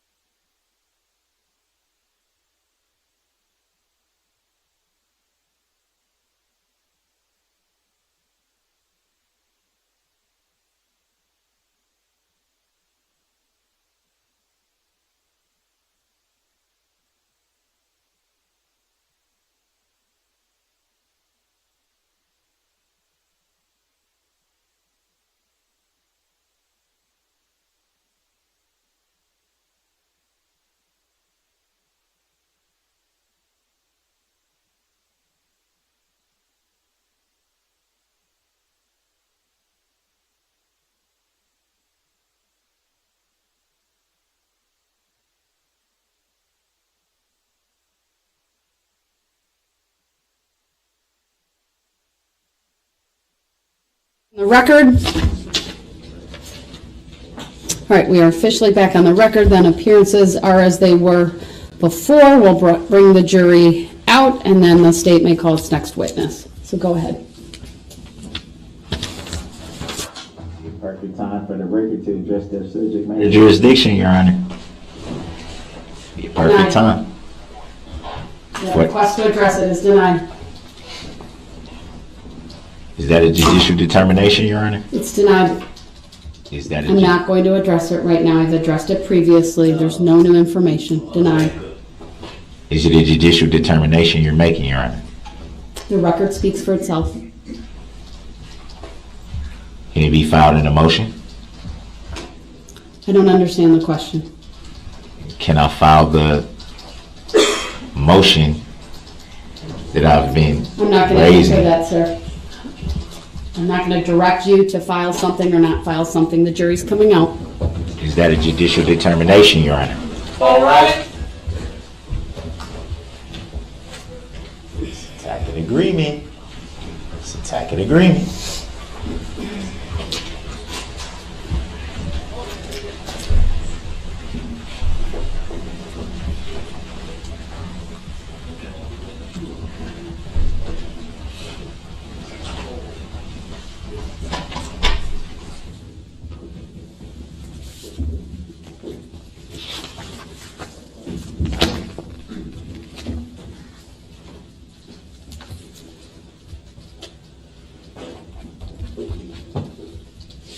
All right, thank you, everyone. Please be seated.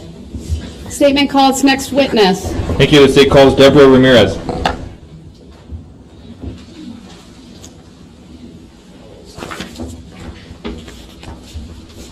Good afternoon, Ms. Ramirez. If you would please make your way to my witness stand, which is to my right up a riser. When you get there, please remain standing. Raise your right hand, and then my clerk, Teresa, who's all the way across from you, will swear you in. Do you solemnly swear that the testimony you're about to give shall be the truth, the whole truth, and nothing but the truth, so help you God? I do. Thank you. Please be seated. The first thing I will ask you to do is to state your first and last names for the record and then spell each. Deborah Ramirez, Debora, last name Ramirez. Thank you. Go ahead, your witness. Thank you. Ms. Ramirez, where do you live? What city? Waukesha. Okay. Are you familiar with the annual Waukesha Christmas Parade? Yes, we go every year. Okay, so were you there last year, November 21st of 2021? I was. Who were you there with? My boyfriend, our 4 kids, and my dad. Okay. Was one of those kids a 12-year-old? Yes. What is that child's name? Isaac. And what's his last name? Foglia Ramirez. Do you remember where you and your family were seated during the parade? I can't remember the exact street name. We were across the street from Chef Pam's kitchen. Do you know if you were on Main Street? Yes. Do you remember what intersection you were near? I can't remember. Okay. May we please display for the jury and the witness exhibit number 15, which is previously published. Go ahead.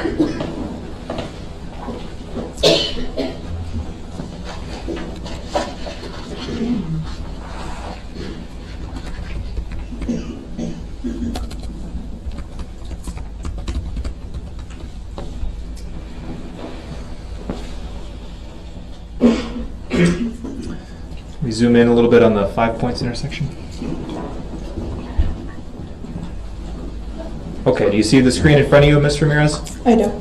Do you see a green box with your name and Isaac's name in it? Yes. Do you see a black line connecting that box to an orange star?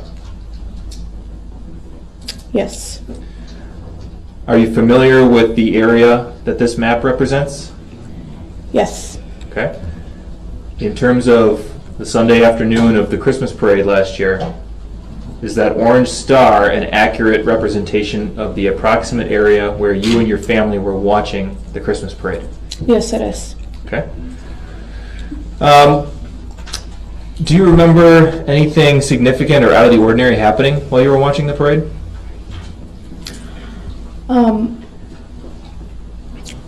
At one point during the parade while we were watching, I remember my boyfriend suddenly screaming, "Whoa, whoa, whoa, whoa!"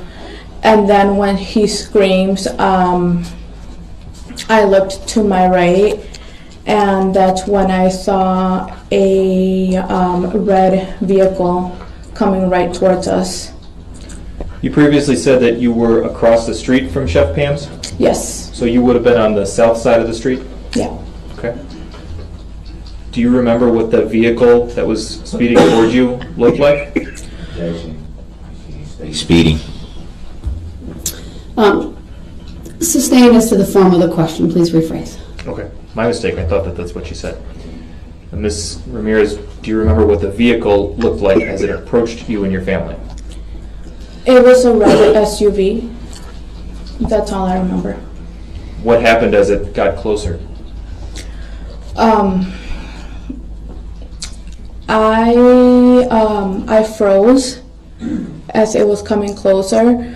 By the time that I finally tried to move, it was already like right at us, and I was hit on my left foot, left leg. What area of your left foot and left leg? Objection. It was on top of my left foot. The tire went over my foot. Where were you in position? Where were you positioned in relation to Isaac? I was standing to the right of Isaac. Okay. Did you notice whether or not Isaac was hit? I did not until I didn't know he was hit until after it happened, that he said, "Mom, my leg hurts." Isaac was standing next to you, you said? Yes. And the vehicle ran over your left foot. Yes. When you say next to you, do you mean Isaac was immediately to your side, or in front of you, or behind you, or some other description? He was to my left, standing just probably about a few inches ahead of me. What happened after the vehicle ran over your foot? I fell to the ground, and I was kind of disoriented at first. All I remember was hearing the vehicle speeding past us towards other people. And looking all around me, I just remember seeing a lot of people on the ground as I was looking around to see if my kids were okay. While you were on the ground, could you hear the sound of the vehicle's engine? The objection's noted. It's overruled. You may answer. I remember hearing the vehicle as it was. I don't remember hearing the vehicle hitting the brakes. I remember listening, like hearing, like accelerate instead of stopping. Did you seek medical treatment after the parade? I sought medical treatment the next day. Where did you go? I went to urgent care in Pewaukee. What injuries did you sustain as a result of the vehicle striking your foot? I had a hematoma on my left big toe, and I had my ankle was sprained. I went to see an orthopedic doctor who said that there was tissue damage. Did you bring your son Isaac to seek medical treatment at any point after the parade? I did, also the next day with me. Same location? Yes. What injuries did Isaac sustain as a result of this incident? Sprain on his left leg. I would like to project for the witness only. Actually, 36 was that it? Actually, for the jury as well, Exhibit 36, which has previously been published. Go ahead. And can we play this without any sound at about 30%, please, from the beginning? Go ahead.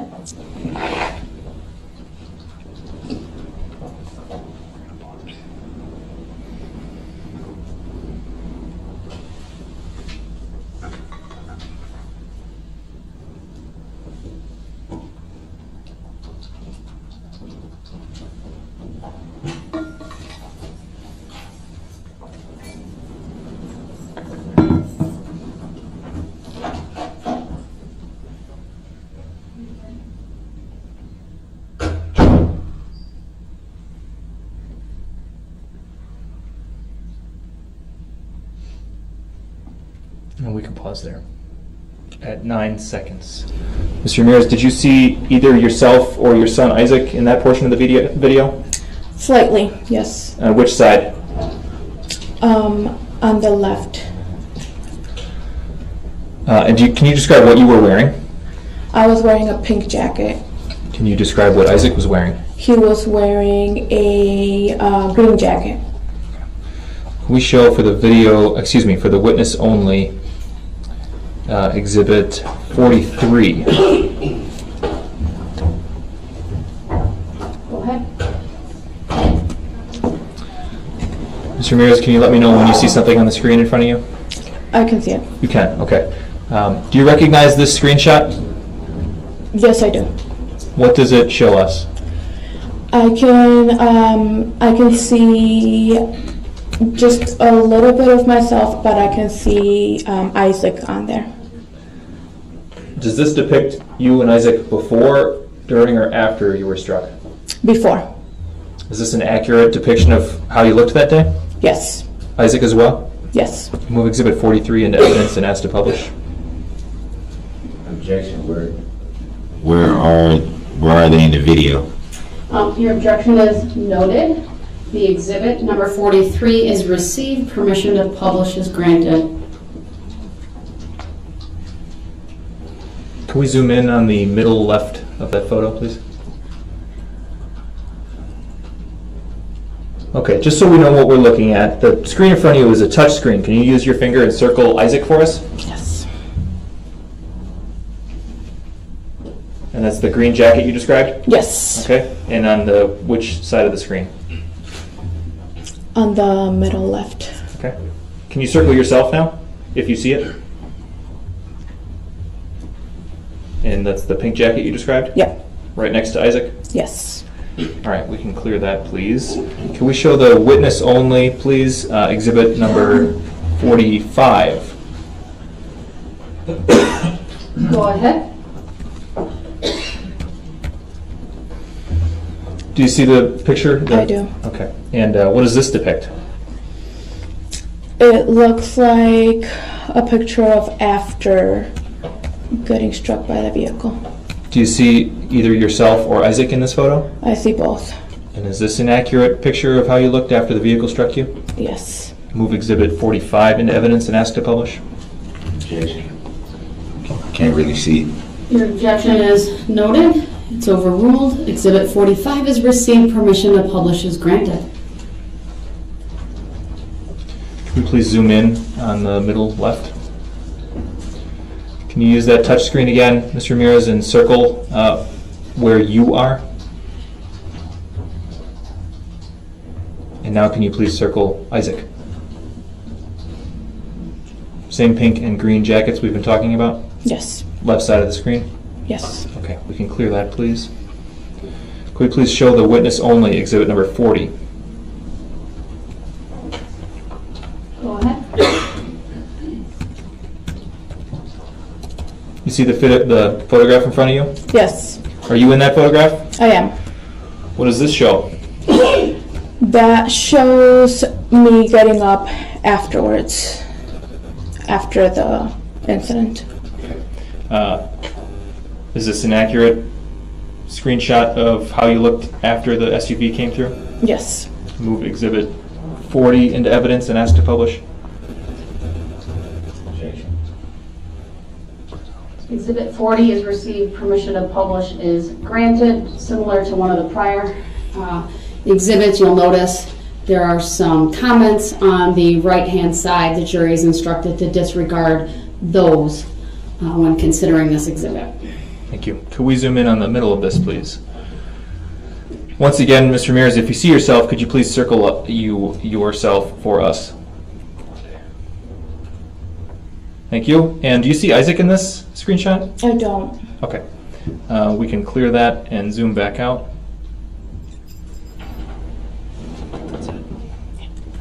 That's all I have for this witness. Thank you. Right, thank you. Quick objection on that last exhibit. Because you just said that. We'll take that up outside the presence of the jury. Don't let me forget. All right, then go ahead if you have any cross for this witness.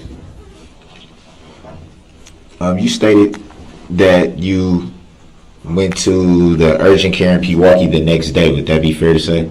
Yes, it is. What caused the day delay? As I was trying to find my other child who was at the parade but not with, like, right with me, among all the other people that were injured, I was able to see how many people were on the ground needing immediate help, how much blood was on the ground at that time, that I chose to wait until the next day, since I knew I was hurt, but I did not need immediate attention as other people did. So you had went home for the evening and decided to just go to the urgent care the next day? Yes. So from your recollection, you weren't in need of immediate medical attention? I was in need of medical attention, but not immediately.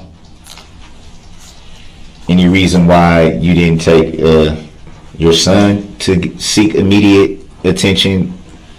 He was able to walk out of there with me. He was limping, but he was able to walk out of there with me. So that's why we decided to wait until the next day.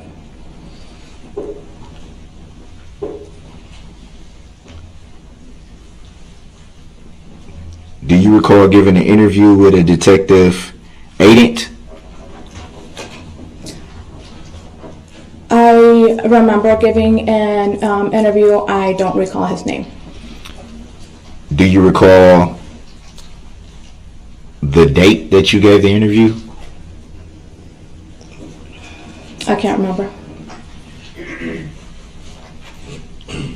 Was it a few days after the incident, a week, or? It was a few days after. I cannot remember the exact date.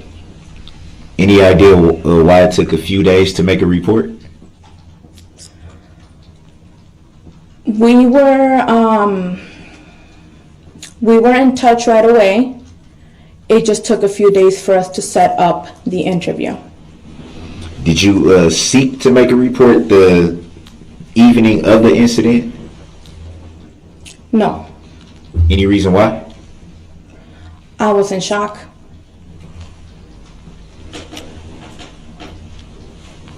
So at the time you didn't feel like you needed to make a report immediately? Would that be fair to say? As I said before, I was in shock.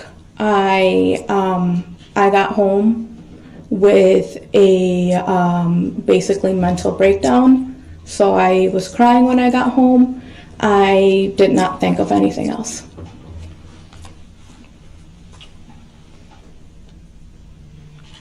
You stated your boyfriend was with you that that evening. Would that be fair to say? Yes. Do you know if he was injured in any way? He was not.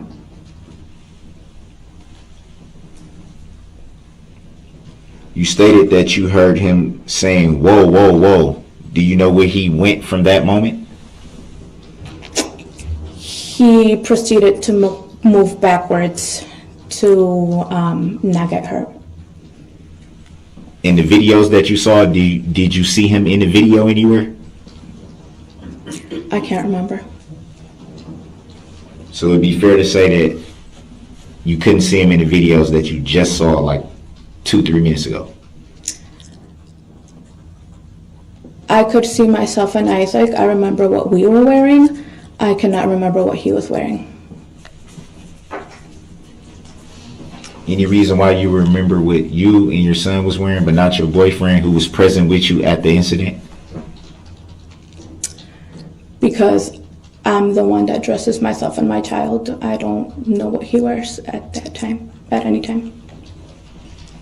Do you remember seeing him directly after the incident? I do. Did he leave with you when you left to go home? He did, yes.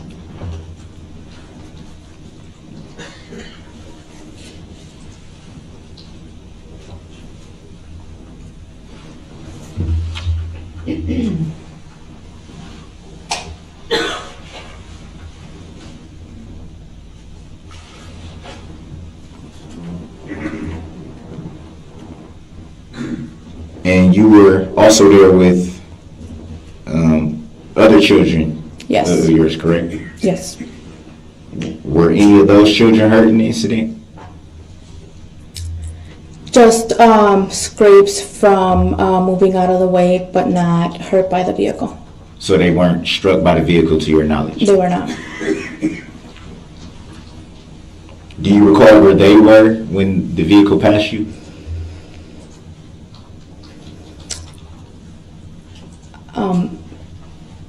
Where they were exactly when the vehicle passed, I know that they were to the right of me. I believe they were behind me at the time. Do you know about how far approximately from you they were? I do not.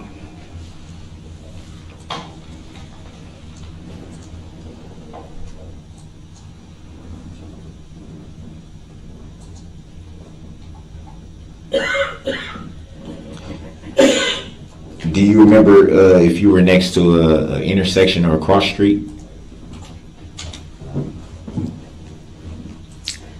To the left of me, there was an intersection. I was not directly at the intersection, as there were more people to the left of me. Do you remember what intersection that was?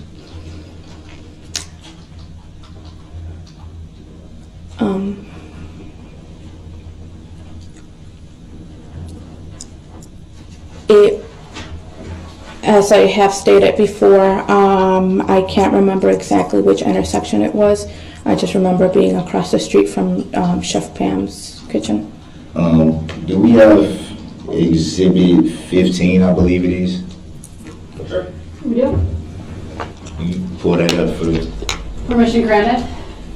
Can you zoom in a little bit? We close up on the big screen, okay? Oh, okay. I'm sorry. It comes up on our screens prior to anyone else, so. There you go. Is it zoomed in enough? Yeah. Can you see the screen right now in front of you? Yes. Can you make out your names on that screen? Yes. Can you see the black line pointing to a star? I can. Where would you estimate that is? That looks like it's on Main Street and Broadway. So it would be fair to say that that cross street was in fact Broadway? Yes. Can the record reflect that the cross street of Broadway is identified? The record will still reflect. Do you see the red line right there under the star inside of the police badge emblem? Yes, Do you know what that red line indicates? I do not. Do you know if there was a barrier at that intersection?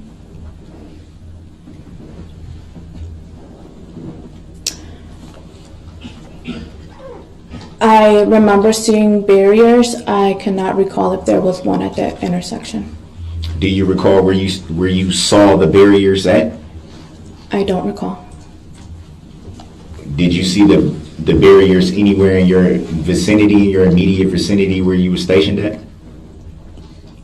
Like I said, I can't remember.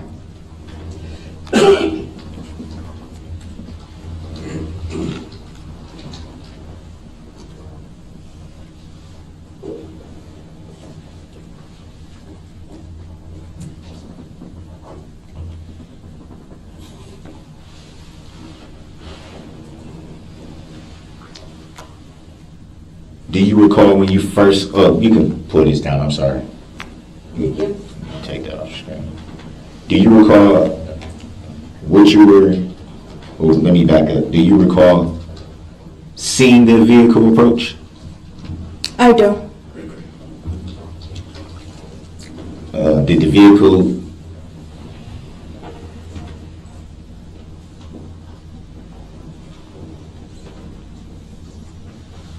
strike that?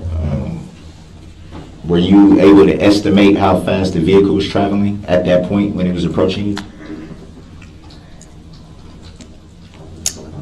I wouldn't know how fast it was traveling. Could you make out the make and model of the vehicle that was approaching? All I remember is there was a red SUV. I can't remember I wasn't able to see what the make and model was. Did you see the driver? I did not. Were there any tints to the vehicle that you recall? I can't remember.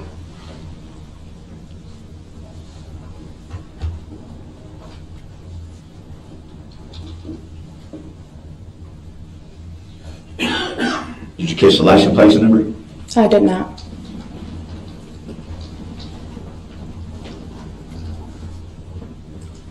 Did you observe the vehicle strike anyone before it got to you? Yes, I did. After it passed you? Before it passed me. After it passed you? Why don't you ask the question more fully so it's clear? Did you observe the vehicle strike anyone once it passed you? I did not.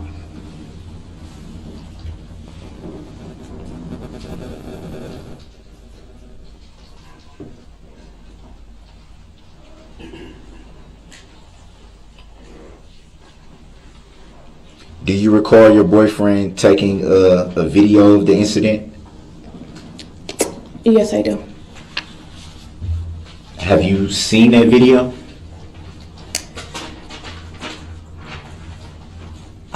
Yes, I have.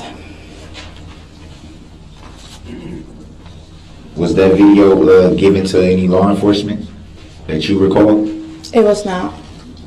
Any reason why? Because when the vehicle came towards us, it was moving way too much because of him moving back, and it was too blurry to see anything. So it would be fair to say the video was pretty much disregarded at that point. Yes. Any reason why it would be disregarded? You could hear the screaming, but as I said, you could not see anything. So it was fair to say it was disregarded because the video, in fact, could not, you couldn't see anything from the video? Yes.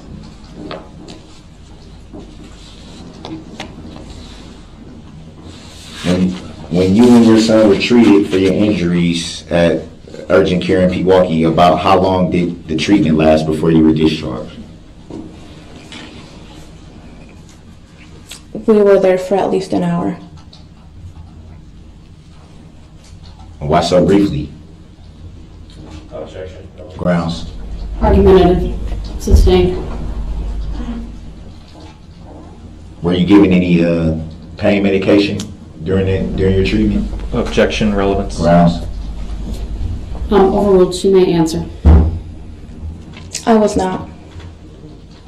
Do you know if your son was given any pain medication at that time? No, he was not.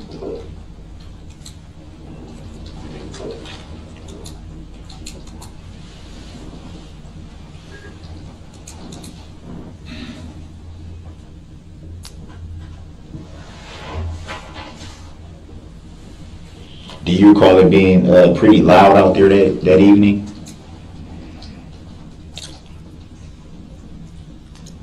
Yes, I do.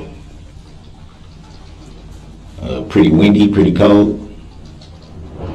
I can't remember. It'd be fair to say it was chilly enough to wear a jacket or a coat. Would that be fair to say? Yes. Would it be fair to say that maybe it was windy enough to wear a winter cap? Yes.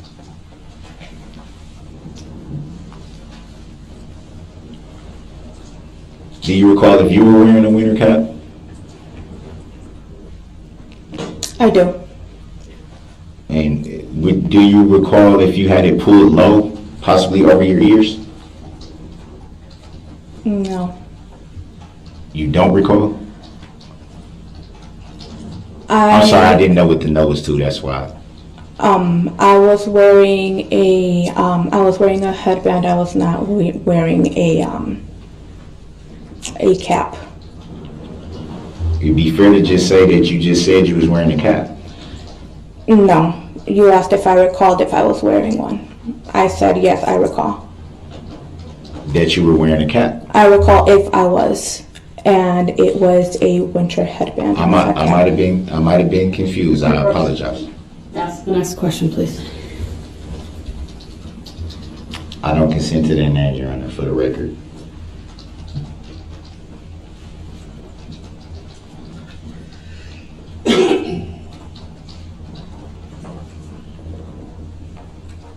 Do you recall if anyone else you was with was wearing a winter cap? I don't recall.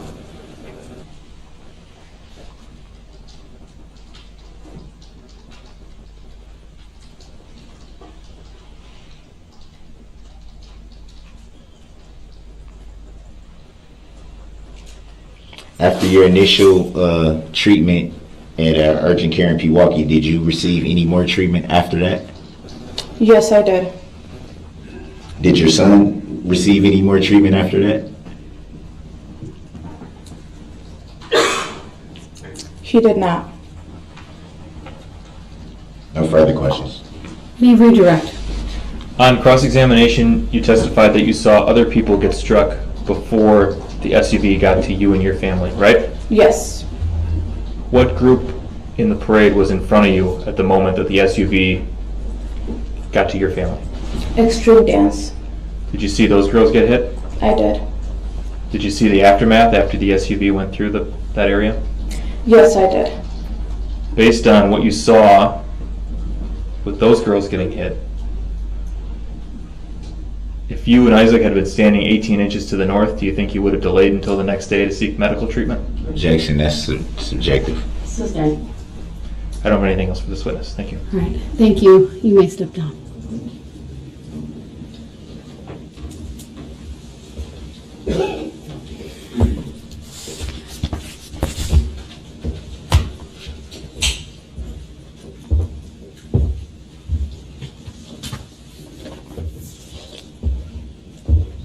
All right, we will at least stop with testimony for the day. I do have the instruction to read to the jury. And then once I'm done doing that, you'll be excused for the day. Do not begin your deliberations and discussion of the case until all the evidence is presented and I have instructed you on the law. Do not discuss this case among yourselves or with anyone else until your final deliberations in the jury room. This order is not limited to face-to-face conversations. It also extends to all forms of electronic communications. Do not use any electronic devices such as a mobile phone or computer, text or instant messaging or social networking sites to send or receive any information about this case or your experience as a juror. If you come in contact with the parties, lawyers, interpreters, or witnesses, do not speak with them. For their part, the parties, lawyers, interpreters, and witnesses will not contact or speak with the jurors. Do not listen to any conversation about this case.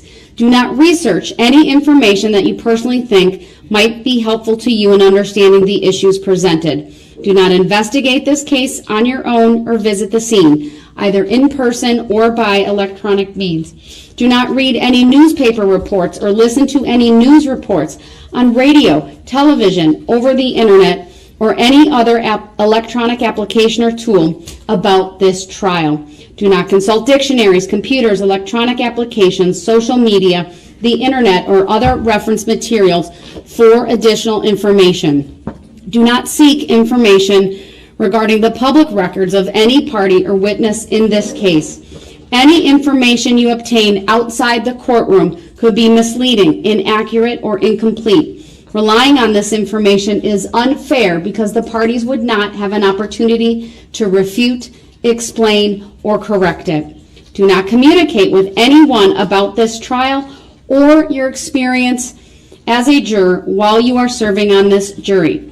Do not use a computer, cell phone, or other electronic device, including personal wearable electronics applications or tools with communication capabilities, to share any information about this case. For example, do not communicate by telephone, blog post, email, text message, instant message, social media post, or in any other way on or off the computer. Do not permit anyone to communicate with you about this matter, either in person, electronically, or by any other means. If anyone does so despite your telling them not to, you should report that to me. I appreciate that it is tempting when you go home in the evening to discuss this case with another member of your household, but you may not do so. This case must be decided by you, the jurors, based on the evidence presented in this courtroom. People not serving on this jury have not heard the evidence, and it is improper for them to influence your deliberations and decision in this case. After this trial is completed, you are free to communicate with anyone in any manner.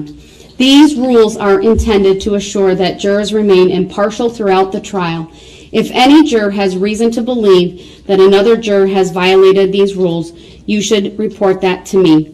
If jurors do not comply with these rules, it could result in a new trial involving additional time and significant expense to the parties and the taxpayers. You are to decide the case solely on the evidence offered and received at trial. With that, you are excused for the day. We'll see you tomorrow morning. All rise for the jury, please.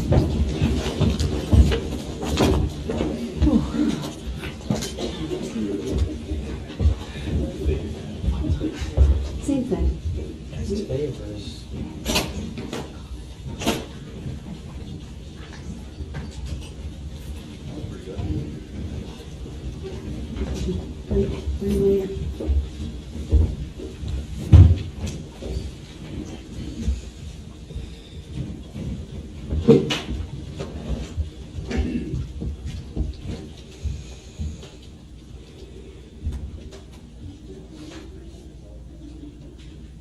All right, thank you. Please be seated. All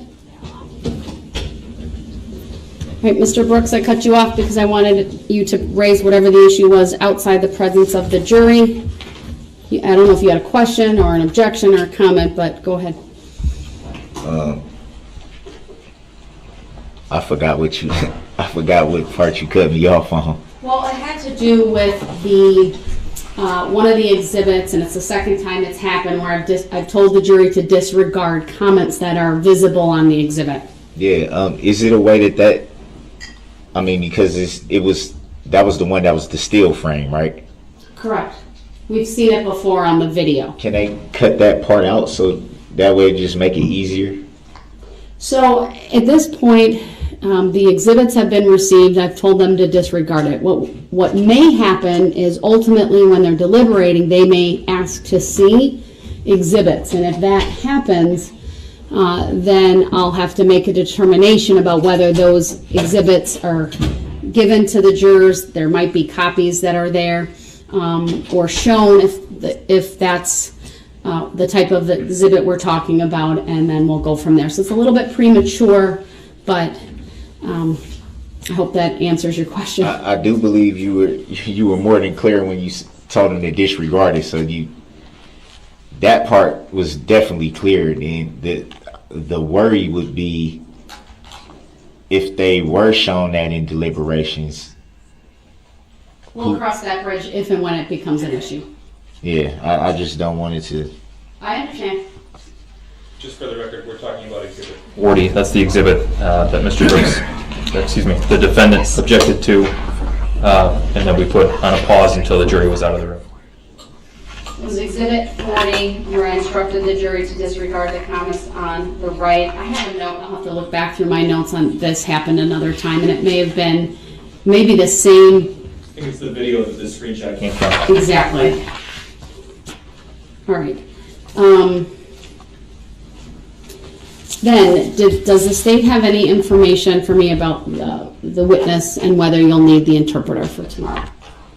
No, we do not believe we will need the interpreter for any of the state's witnesses, Your Honor. We did secure Juan Marquez to be here at noon, so that as soon as we start from the afternoon break, we could take his testimony out of order. All right. Mr. Brooks, do you understand that? No. But well, let me advise you, sir, that since there's the need for an interpreter and this court had been going through making, not myself, but the clerk's office, to make arrangements as it relates to this interpreter, I'm going to have you call that witness. It will be out of order. That's not unusual. That happens sometimes, but we at least have that witness available starting at noon. If all goes well, we'll take an early lunch about 11:30. We'll take an hour, and then we'll put Mr.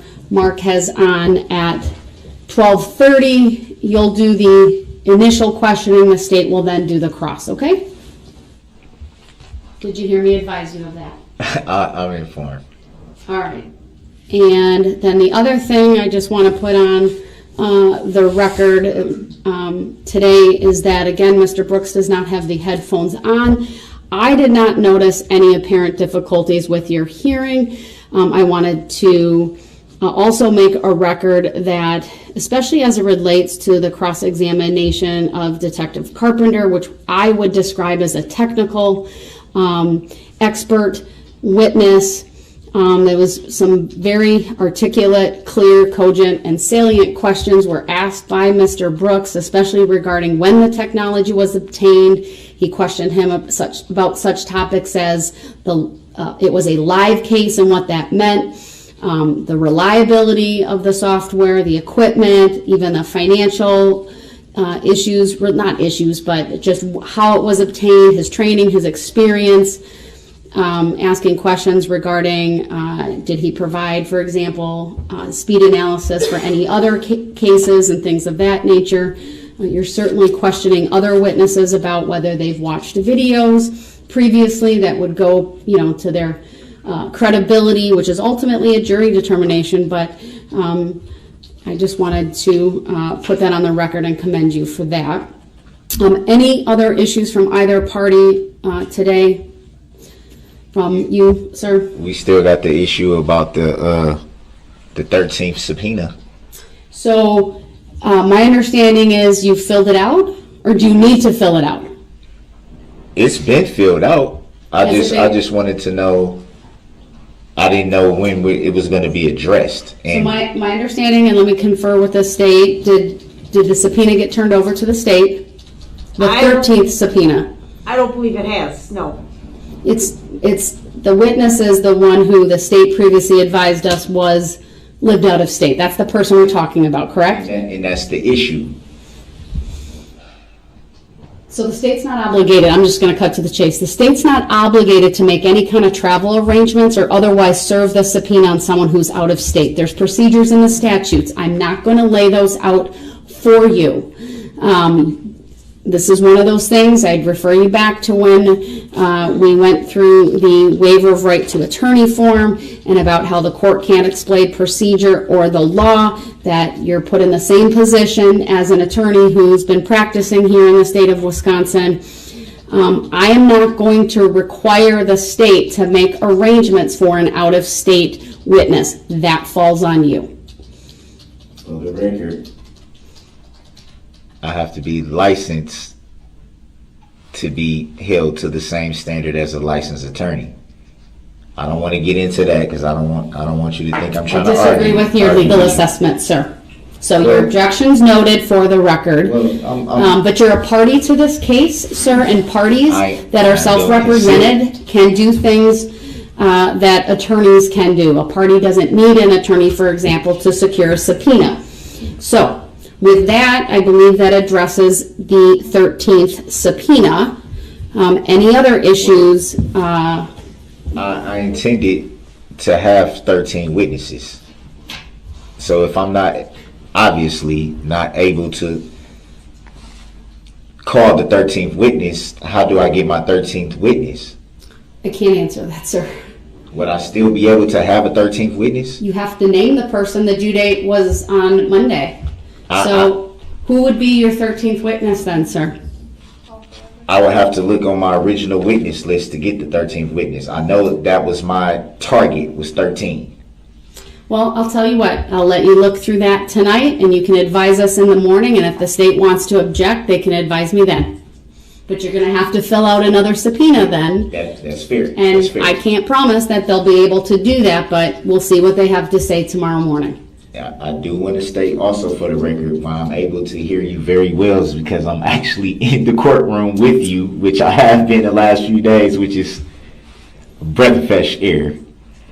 I would agree with that assessment, sir. That's why I'm able to hear much more clearly. All right, thank you for making that record. I appreciate it. Any other issues from the state? Nothing, Judge, thank you. All right, we'll see everyone then tomorrow morning at 8:30. We are in recess for the day.